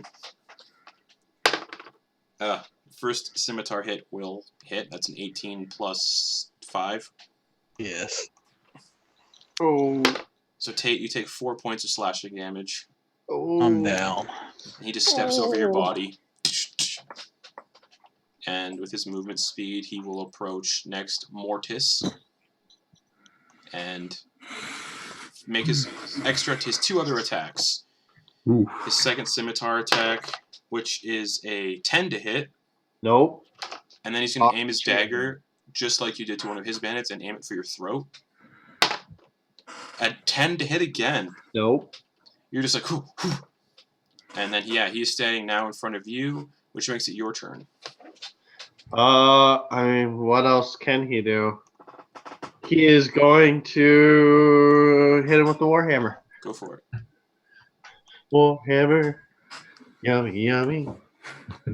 Wow. I'm doing really well. That is 18 plus 5. Yeah, that hits. Roll damage. Damn. 23. Yeah, roll damage on that. So, 1d8. That's 4 plus 3, 7 damage. 7 damage. You crack him good in the sternum with that, and he kind of coughs up some blood, and he's just like, ugh, just, ugh. Alright, I threw my dagger. you did. It is currently on the table in the bandit's neck.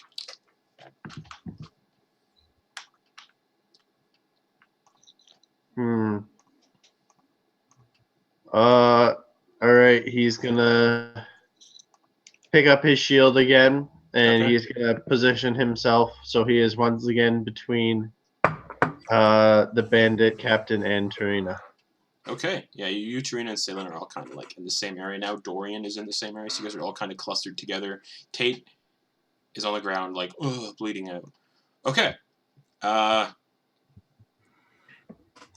yeah, the bandit who's not been hit is going to follow lead from his captain. He's going to shoot a crossbow bolt at Dorian this time.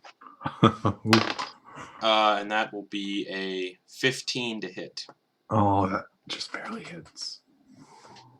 Alright, the crossbow bolt hits you in the shoulder, and you take 4 points of piercing damage. Oh boy. And then it's Tate's turn, so death saving throw. Already. Oof. Oh, a 3. That's one fail, Tate. Oh, Oh man. Classic. Okay.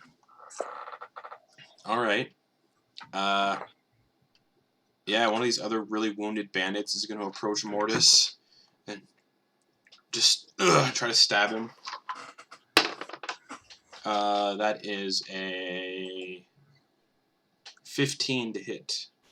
nope. Your shield's up, so you block it. Yep. Tarina's turn. She's going to kind of step from behind you and shoot that bandit in the face with disadvantage with the crossbow. Which hits, I believe. It does. She hits the bandit like right between the eyes with her crossbow. And that bandit drops. Just. So now there's only one bandit left and the captain. And then she's gonna reload her crossbow. Kind of like be like, someone has to go help your friend, the human. The human. And then it's Salyn's turn. You're now prone, back to consciousness, 5 hit points. Yeah, I'm gonna clamber to my feet, and what do I see? You see the captain kind of standing now in front of Mortis. Mm-hmm. From you, he's about 10 feet away, and then to your right, about 15 feet away, on the other side of the table, is Tate, who is now bleeding out, making death saves. And then immediately behind you is Dorian. Okay. Yeah, so I'm just gonna shout, like, don't you die, human guy, in Druidic. Okay. And I'm gonna cast Healing Word. Nice. For not a ton of hit points, but, enough to get you up. Oh, I'm so sorry. That's a 1. That's a... But, Tate... So you get 4 points. Yes. Wait, is that 1 with your spell modifier? No, that's 1 before the spell mods. It's 4 total. So yeah, Tate, you get 4 hit points. You are still you're prone, but now conscious, no longer bleeding out. Ugh. That D4 is canceled. Oh, man. Anything else, though? How close is the bandit captain to me? From where you're standing, Yeah. he's immediately in front of Mortis. So from you, he's about 10 feet away. I'm gonna do something really dumb and just attack him with my scimitar. Sure, Healing Word is a bonus action, right? It is a bonus action. Cool, yeah, go for it. Oof. Okay. So you kind of like position yourself like beside Mortis then? Yes. Okay, so you're kind of like standing on one of the stools then. Yeah, I Where will. you like kick it to the side. I will jump up on that stool. All right, yeah, make an attack roll. Oh, that's a natural 20. Max damage plus modifier, and then Yes! you roll on top of that, and then add the modifier again. Oh, and it's a really cool. I don't know if you guys can see it. It's got a little sweet. Pluto symbol on the D20, so it feels extra good. This one, she rolls a 1 right after. All right, let's roll a D6. Okay, that's not bad. So that's going to be 10 points of damage. Yeah, plus 3.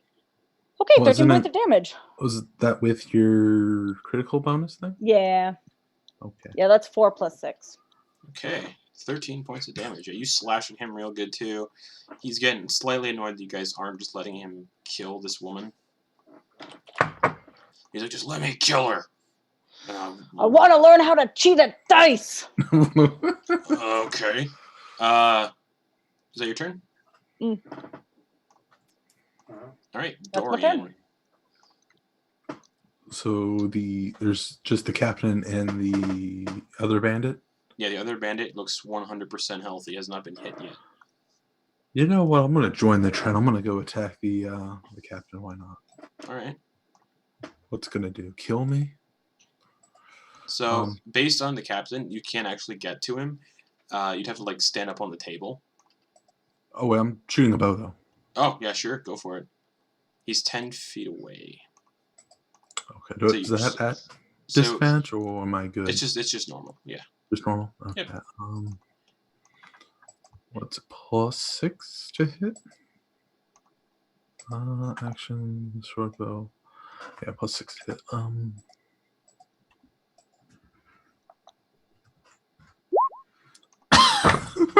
Nat 1. Okay. Nat 1, and you're standing behind your friends shooting a bow. Oh no. We know how this is gonna play out. No, you go to shoot the arrow, but you kind of like don't knock it properly, and it just falls to the floor. Okay, that's better than what it could be. Can I bonus action pick up the arrow and put it back in my quiver? Yeah, sure. Oh All right. Uh, That's that's my turn. action. So yeah, it's the captain's turn again. He's rounded now to Mortis, and he's going to make 2 scimitar attacks and then a dagger attack against Mortis. Oof. So the first attack will hit. That is an 18 plus 5. oh no. So Mortis, you take 8 points of slashing damage. Good night. As Mortis drops unconscious, he steps over Mortis's body and he sees.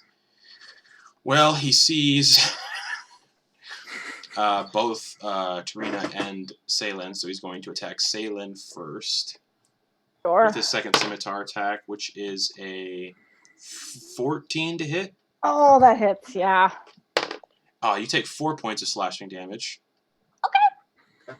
And then he sees that you're still standing, so he's going to take the dagger and jam it up into your rib cage. Natural 1.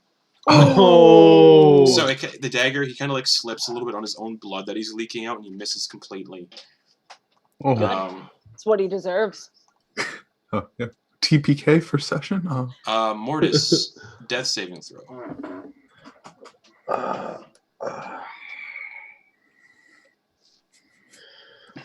Oh boy. All right, guys. 8. 8. Sure. That is a fail. Oh. All right, guys. There's Let's try to one. get the whole party up for one round. And then it's the other bandit's turn. He's going to shoot a crossbow bolt at Tarina. Natural 1 as well. He shoots his captain instead. What he deserves again. Ooh, that's max damage on that. Yeah, 9 points of piercing damage as the crossbow bolt hits his captain in the back of the neck. And the captain's just like, Oof. I'll kill you after this, the captain says to himself.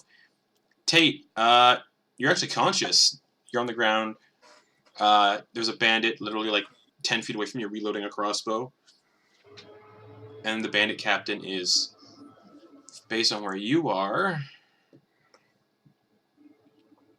25 feet away, looking at your, well,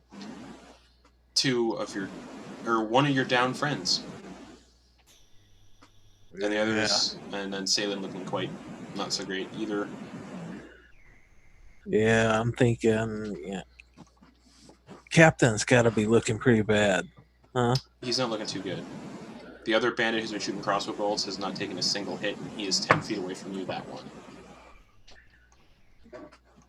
Yeah, the bandit with the crossbow bolts isn't doing as much damage. I'm gonna slowly pull myself back up. So that's half movement, yeah.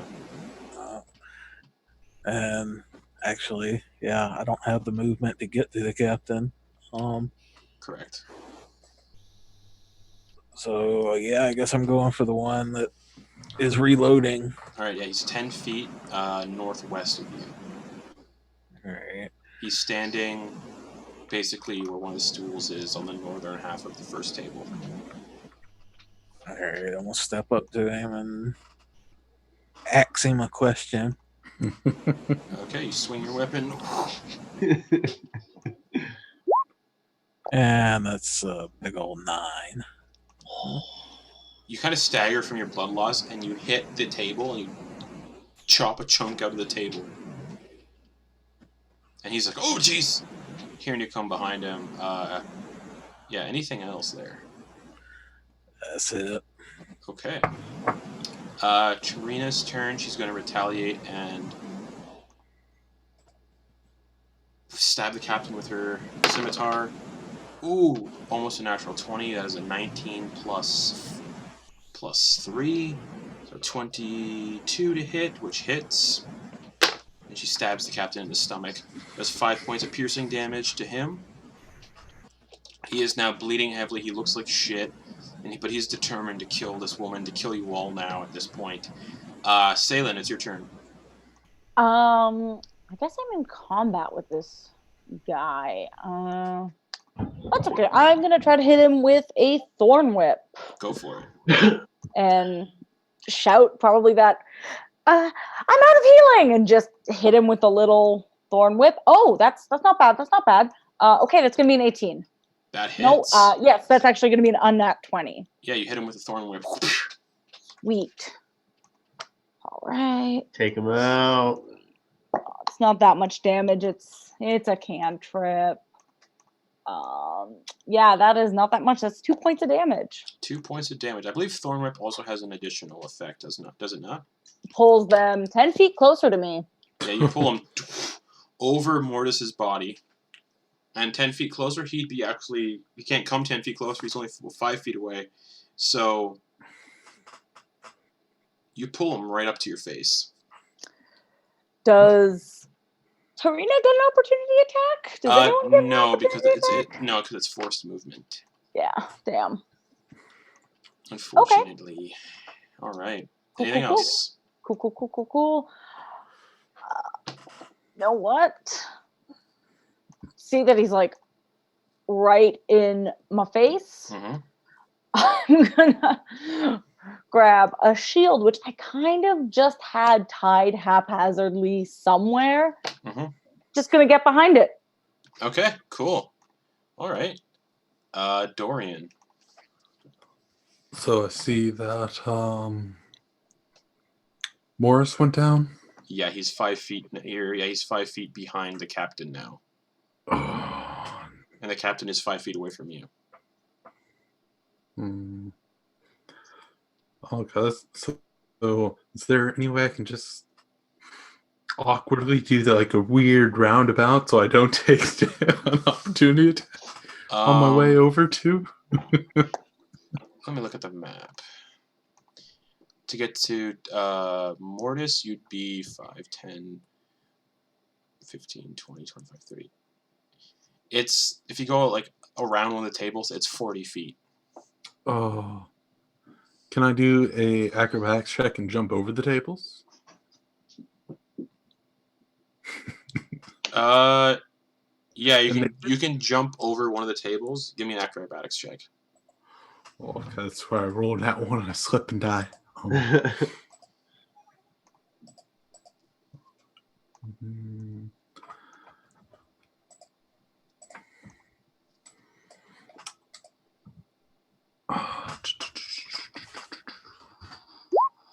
15?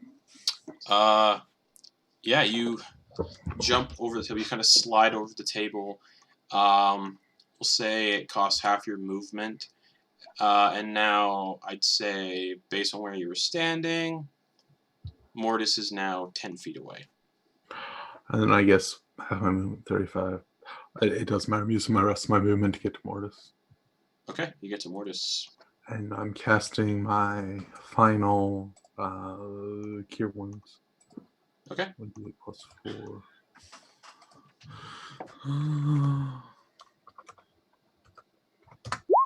11 hit points. All right, Mortis, you gain 11 hit points. You're conscious but prone.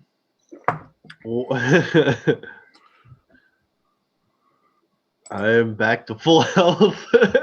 I'm gonna, for my bonus action, I'm gonna say, try not to go down again, please. All right, it is the captain's turn then. And he is standing in front of Salyn, directly in front of her face. Mm-hmm. Mortis is 5 feet behind him, prone. He's just going to be like, oh, you don't die. And he's going to instead do 2 scimitar attacks against you, and then the dagger attack is going to go for Tarina. His first scimitar attack is a dirty 20 to hit. Yep, that'll hit. And Salyn, you take 7 points of slashing damage. Doesn't matter, I'm down. All right, then his second scimitar attack is just going to continue through and go for Tarina. That misses. The dagger also misses. She's like, and you guys watch as Salyn also drops on the floor. Which means it's Mortis's turn. You are directly behind the bandit captain, currently prone.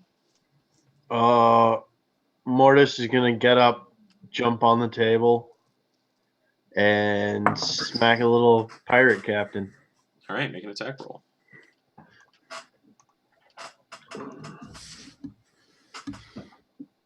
Oh, no. 5. That's 8 total. you're kind of woozy. You go to swing, and you just kind of like nudge him in the arm a little bit. He's just like, "Oh, you're back up. Wonderful." I'll get you, you bastard. And he's gonna just kind of get himself back behind his shield again. Okay.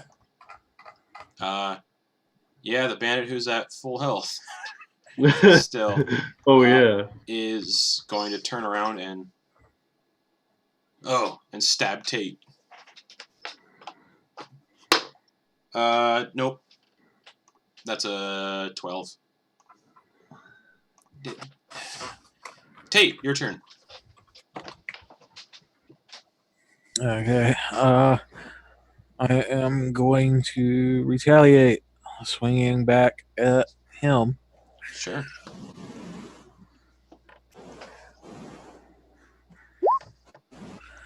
Is 22. Yeah, roll damage.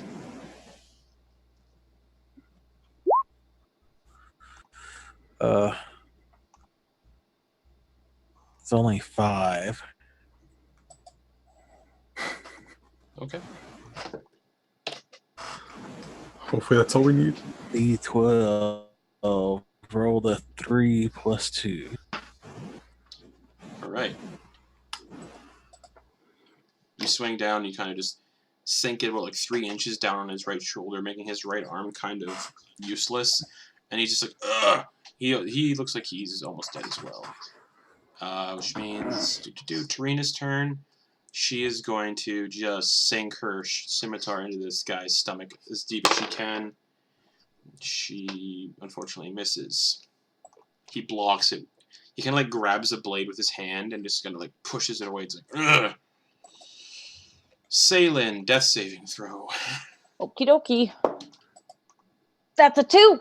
That is a fail. That's a fail. Unfortunately. Dorian. Okay. So how's the captain looking? Like shit. He's kind of bleeding all over the place. He doesn't look great. How's the other guy looking? Not great. And he's currently engaged with Tate about, from where you're standing, 10 feet away. And the captain is also 10 feet away from you. And how far away is Selena or Salyn? 15 feet, because she's in front of the bandit captain. Oh, so wait, is the bandit captain in between me getting to her if I went like in a straight line? Yeah. Well, I guess there's really nothing I can do. I'm going to pull out my bow and arrow and just shoot at the captain. Go for it.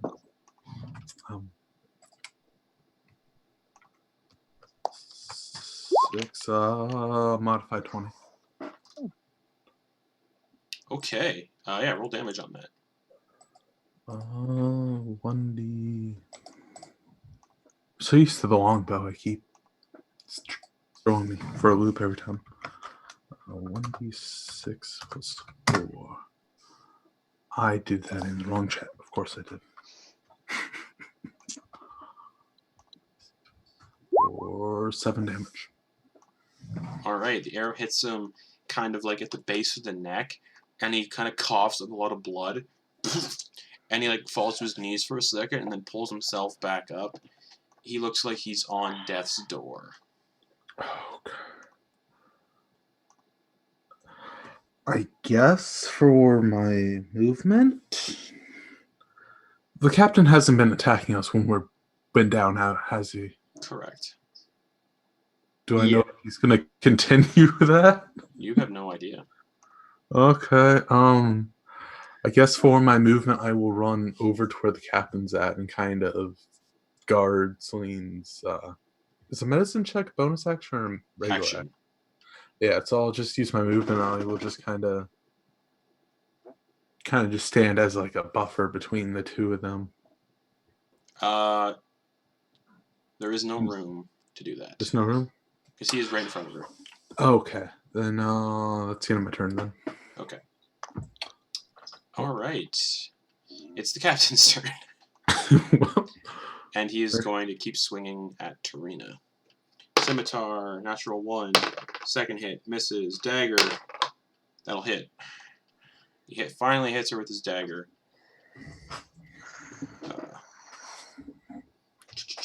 I need a d4. And she takes 6 points of piercing damage. Oof.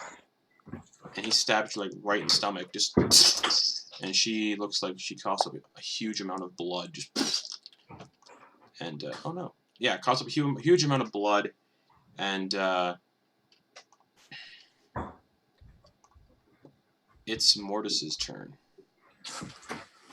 Mortis is gonna growl. He's just gonna, I'm gonna fucking, and he's gonna take another swing at the pirate captain. Go for it. Come on. Oh my god. That's all.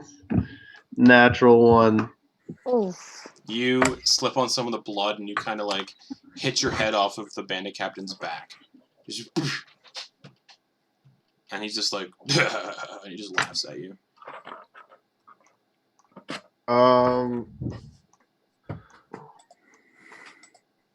Would any of the daggers be in range? Like the one that I threw, or any of the? Could I be able to pick any of them up, or are they?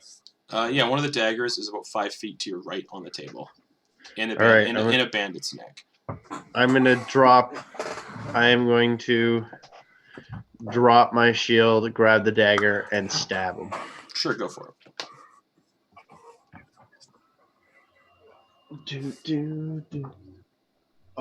8 plus 5 is 13. No. 13. Yes, 13. That's a miss, unfortunately. Ah! Kind of scrapes on the back of his like leather armor that he wears, and he just goes, "Nice try." Now, if Mortis was a barbarian, he'd be like raging right now, but he's just pissed that he can't get a hit. That's it for his turn. All right, Tate, the bandit in front of you is also going to try to stab you again with his scimitar. Oof. Natural 1. He's so like bloodied and wounded that as he goes to hit you, block him with your great axe, he actually drops his scimitar on the ground, and he's just like, "Oh shit!" And it's your turn, Tate. All right. I'll smile. Take a swing at him. What? 9. You also miss. Just like you're both like trying to exchange blows, just none of you are hitting each other. He's just like, "Oh, it's a good thing you didn't hit me." Like round 12, we're both barely holding on. Yeah. Oh man. Constitution check saving. All right. Tarina is going to retaliate and stab the captain. That just stabbed her. That's a miss. She's bleeding out heavily.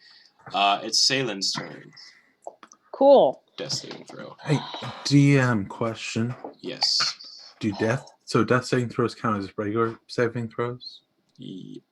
They're just their own kind of saving throw. So, but if I had something that boosts saving No. throws, no. Okay. Well, I tried. I got a 10. That is a success. Excellent. So 1 fail, 1 success. Nice. All right. Dorian, it's your turn. Okay. So the captain's looking really bad. Oh yeah.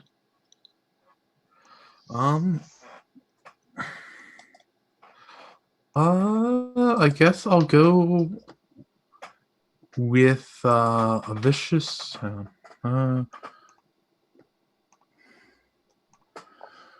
Okay.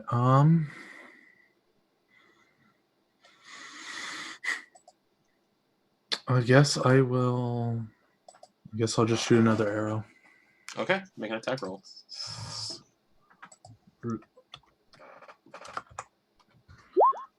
15? 15 just hits. Oh, yes. Okay. E6 plus 4. 7 damage again. Dorian, how do you want to do this as you shoot him from behind with the arrow? I guess I'll just knock the arrow back and I'll just shoot it right through the back of his skull. All right, so Tarina would be the one who sees this. As the arrow kind of goes into the back of his head, Mortis, you're like standing there behind him. You feel the arrow kind of sail over your head, and you see it pierce the back of the captain's skull, and he kind of like stumbles a little bit, turns, and you see the arrow kind of like sticking out of his left eye. Oof. And he kind of like stumbles, falls over sideways onto the table, and kind of dies slumped over the table. And then the other bandit still is around. But upon the captain being killed, the bandit's just going to leave his scimitar and just run down the stairs. And Tate, you'd get an attacker opportunity if you want to take it. Question. Can I, for my bonus action, give him a inspiration die? Who, Tate? Yep. Sure. All right. So yeah, Tate. So I forgot it. Yes. Yeah, Go Tate, ahead, the bandit leaves his weapon. He starts running past you. Go down the stairs to get the fuck out of here. You can take your attack of opportunity if you would like to.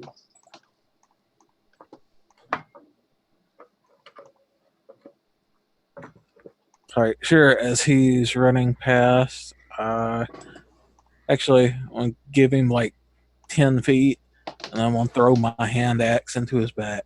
Go for it. I think it's 14. That hits. Roll damage as you take a step, kind of like you're in an axe throwing league, and then just you huck this axe, and it goes spiraling and sinks between his shoulder blades.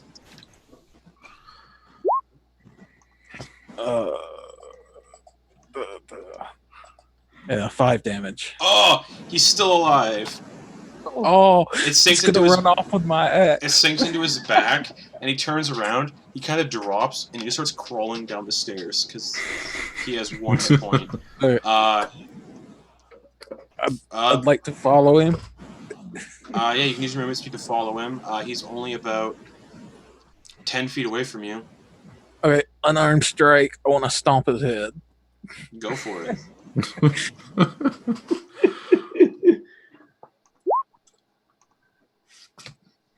That hits. You bring your foot up, and you bring it down as hard as you can. You hit him. You hit him in the back of the head, and the way he's angled on the steps, you guys all hear an audible snap as his head kind of bends in an awkward direction and breaks against the stairs, and his body just lies still on the stairs. Alright, I'm gonna retrieve my axe and start walking back upstairs. Alright, yeah, you walk back upstairs. Immediately, Tarina is going to try to stabilize Salyn. With a medicine check, Salyn, you are now stabilized, no longer making death saves. Cool. And you will wake up in 1 hour. Nice.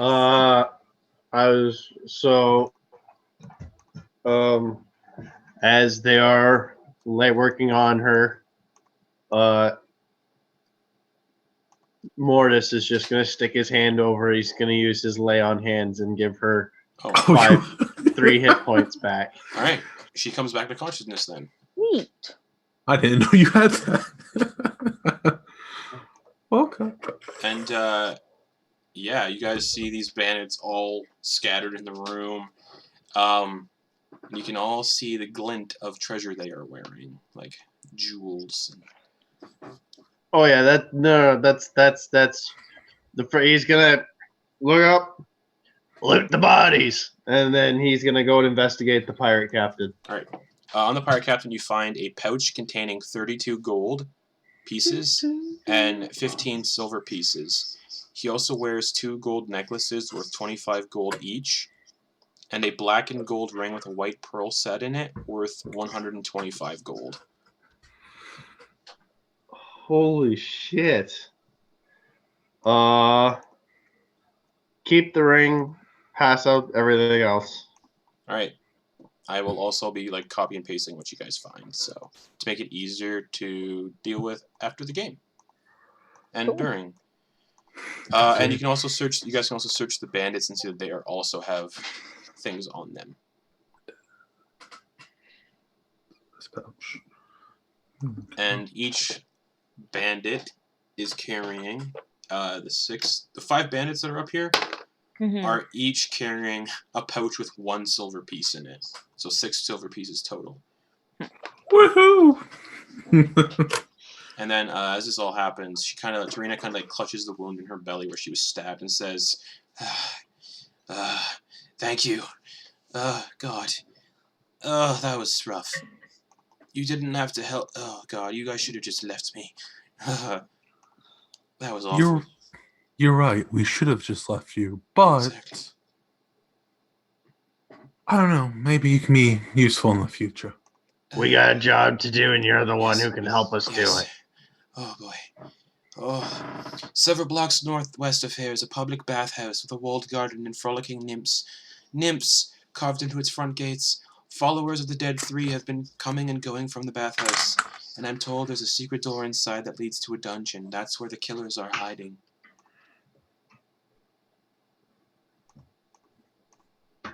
Is there any other information you can give us? What they look like? That's all I know, unfortunately. Yeah, unfortunately, that's all I'm good for. That's all I have. Oh, I wouldn't say that's all you're good for, my lady. And he's gonna nod to her, and he is going to start pulling the corpses out and lining them up and kind of tidying up the place. Okay. Well, while he's doing that, I'm going to go, of course that's not all you're good for. You're also good for the first round tonight.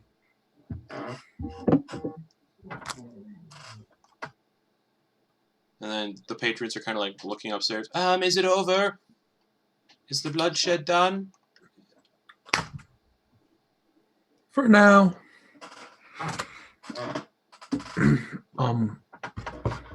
Say him. Yeah, tell Skuna and Clank they can quit hiding now.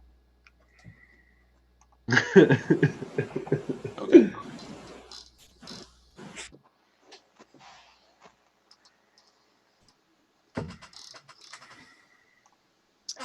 Yeah, I'm just gonna kind of like just sitting on the floor, not really doing anything. I'm just gonna like turn to Trin and just be like, "How did you know those people again? Those were your friends?" Sort of.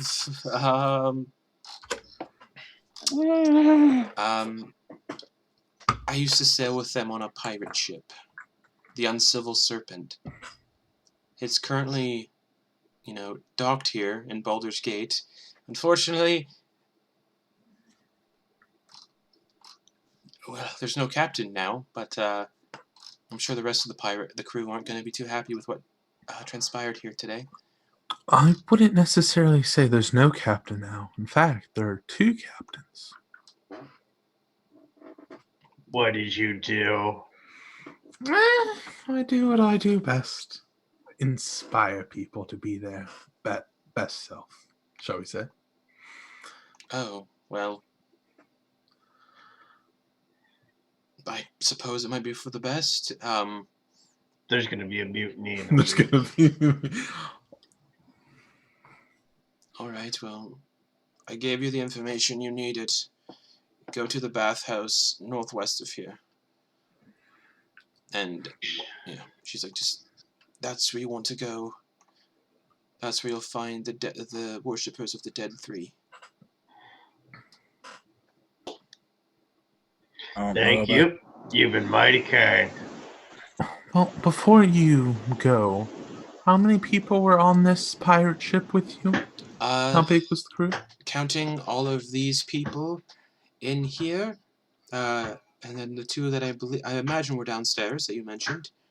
That is 7 plus the captain, 8, 19 total. So if those 2 have gone back to the ship, that's 13 crew members still left. There's definitely going to be a mutiny. I bet you 1 dead guy silver that ship is in bottom of the harbor in the morning. Wow. Or on fire. Well, I don't know about you guys, but if you want, we could go and see about repossessing that pirate ship. pirate ship? I don't recommend it. Oh. Alright. It requires about a crew of 20 to sail properly, and how many of you are well versed in the use of water vehicles? I'll have you know. I actually know nothing about sailboats. I've never stepped foot off land in my life. So neither. it would probably not be the best bet for you all to try to take the ship. You'd either all be dead, or drown and sink the ship trying to sail it. We could just sell the ship. I like what you're thinking. But hear me out. We know we have money coming. Right. Why don't we go for that first? Right. And then we go back to the pirate ship. then we can go back to the pirate ship. Also, no one's going to want to buy that ship because of its reputation. And it probably smells like Deadeye. It smells awful. Yeah. Yeah, that was my first fight ever. I am hoping maybe second fight, not on Stinky's ship. Yes. You're right. We gotta buy you a drink, kid. That was your first fight. We gotta celebrate. A drink sounds good. I could really use a breather. I'm an adult. How old are you? It's a really rude question. You can't just ask a lady's age. Right? Kid. Right? That's like a thing, right? Kid, I'm 330 years old. I don't give a shit. So I'm like gonna be 75. Not bad. Not You know? bad. Yeah. Mhm. And he's just gonna start walking. Mortis is just gonna start walking downstairs, chatting. Okay, you get downstairs. All the patrons have gone back to drinking and doing their games. They don't really... Murder in the Elf Song Tavern is not uncommon. So the tavern, like the patrons are kind of just used to it at this point. They're like, whatever. Mhm. Would we be able to have a drink at the bar and have a short rest Yes, at the of bar? course. Yes. Let's do that. Okay. Yeah, you guys all kind of sit at the bar or at one of the tables, kind of like tending to your wounds, drinking the pain away. You all do gain the benefits of a short rest. And during said short rest, because this campaign uses the milestone leveling system, and you guys completed the first milestone, you all bump up to level 2. Hey. So yeah, roll your hit dice on whatever, and that's your level up. Oh. Oh, we go up it up. Oh. Oh, yes. 28. I did so good for my level up. Alright. I'm planning on rolling a 1. Oh, okay, not the worst. Hopefully I live 2 more turns.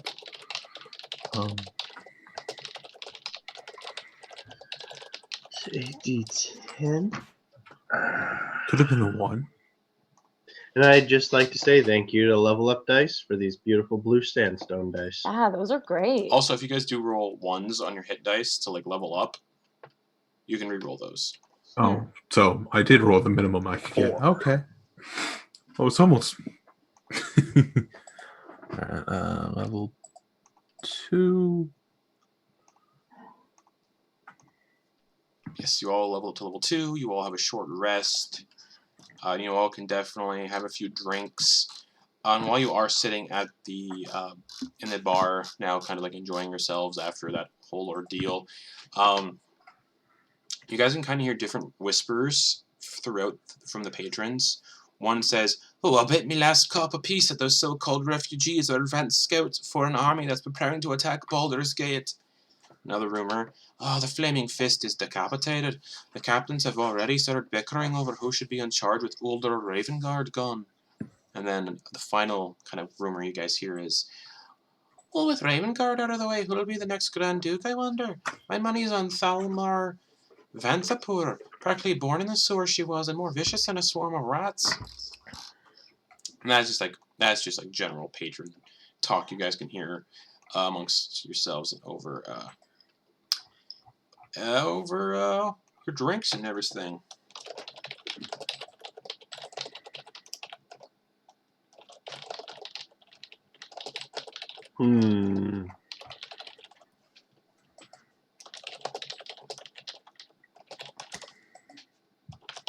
But yeah, that's what you guys all hear. You get your drinks, you have your short rest. The liquor feels really good, or whatever your choice of drink is, it feels really good, kind of getting in there, numbing the pain a little bit. And you guys have your next destination mentioned as the bathhouse in town. That is about you guys are, some of you are members of the, I believe Tate, you are a member of the, we're already, sorry, a member of the Flaming Fist. So you have done patrols probably longer than everybody else. So you can kind of get an idea where the bathhouse is actually on in the district of the lower city. And you would know it to be, if you look on our little map on Roll20, unfortunately, chat, you guys can't see that. You would know it to be right here, Tate. Ooh. A little ways up north. Yes, a trip away. And it's currently probably, after that altercation, the time spent you guys drinking, it's probably about 5:30 at this point in the afternoon now. It's kind of, the sun will probably start setting in about an hour.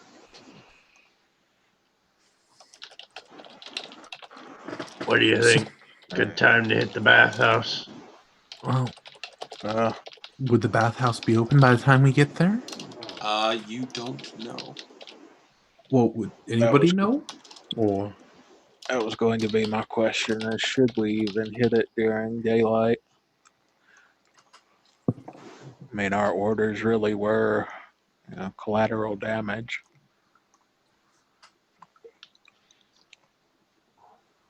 The bathhouse is open.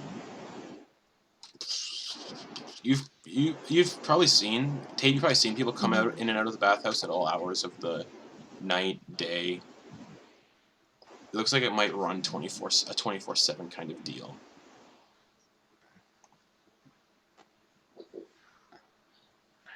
I mean, it might be good to see what's going on. I mean, if anyone's doing any chanting, carrying, like, candles, cult stuff. cult stuff. You think they'd be doing that stuff in the open? Oh, Well, apologies. they have to I get- did say there was a secret door. Tate, I apologize. You would know the bathhouse closes at midnight and reopens at dawn. So it closes in about 7 hours. 6.5 hours.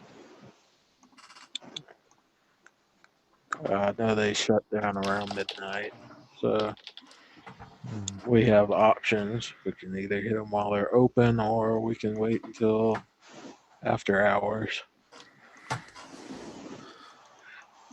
Well, do we know how big the place is? We know there's a secret door, but you guys probably know it's about single floor. It's not super big. What do you think, Tate?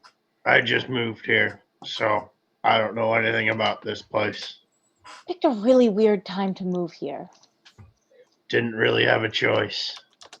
well, let's see. If it's an underground dungeon, it could go on for miles. I think we should probably best get some supplies ready before we go. I think that would be the best idea. Man, we can always just go and scout it right now during the day and make our decision then. Yeah, Yeah. I have nothing I can do right now. I am totally done, except for and I'm just gonna, like, do a little, like, thorn whip, just kind of sprout it up and be like, no, I'm not doing that again. Well, how about this? Let's go to the bathhouse. Let's go relax and enjoy ourselves and see if we can see anything. And if not, well, we come home, go to bed for the night, and try again in the morning.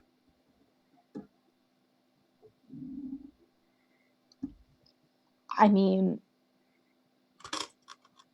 or What's the worst thing they're going to do? Kill us? I mean... that, yep. Mm-hmm. It's a bathhouse. Hard to hide weapons in there. Mhm.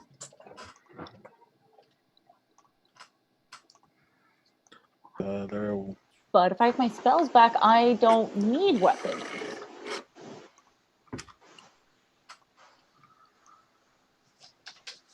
So what are you guys doing?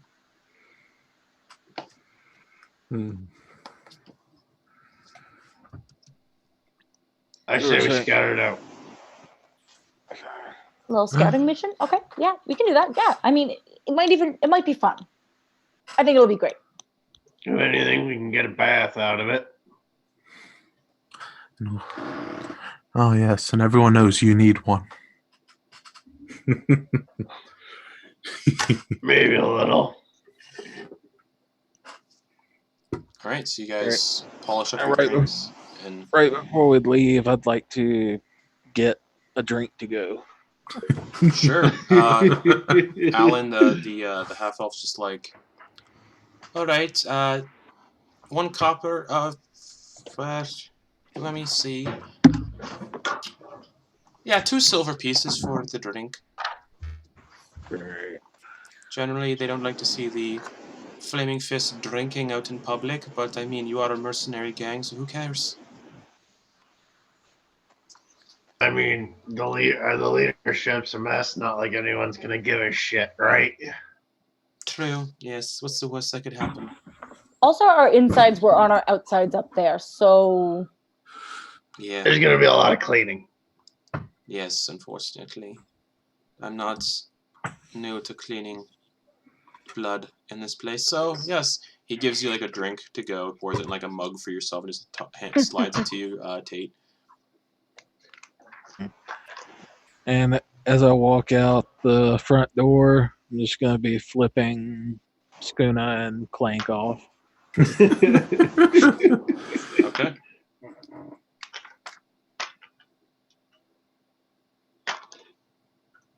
Yeah. Flip them off, you guys leave, and you guys make your way to the bathhouse? Yes. Alright. So it takes about, through, like, the crowds are starting to die down a little bit, even though there's still, like, a huge just amount of refugees kind of, like, trying to get in through the gates. You can hear them, even from anywhere, like, screaming and shouting, like, let us into the city! And you guys kind of just move past down these dark, narrow streets. And eventually, after about half an hour, you guys do find yourself at the You guys do find... Sorry. I can't talk. You guys do find yourselves at the bathhouse. After about half an hour, we'll say. Okay. And as you arrive, the bathhouse is a 1-story stuccoed building with stained glass windows and clay roof tiles. 10-foot walls enclose a large courtyard outside the southeast corner of the building. The closed wooden doors to the courtyard are engraved with images of smiling nymphs dancing and frolicking in water. And the doors appear unlocked and unguarded. And you guys see people coming in and out. Do we see anything strange about the courtyard? You can... No. No? No. No? Okay. Is this one of those they hold your weapons kind of places, or what do you know? No, I'm new in town, so I really don't know. And yeah, Tate, you probably wouldn't know much about the bathhouse. God, bathhouse either, other than seeing it in passing. But yeah, as you guys arrive at the bathhouse, I think that's where we're going to end the session for the night. Alrighty. All right. And thank you for those of you who joined and watched us tonight. It was awesome. Thank you for watching our first session of Descent into Avernus. Yeah, it's a lot to unpack with this adventure. I'm going to make it a little easier and start preparing the maps for everybody, because, yeah, it's a lot.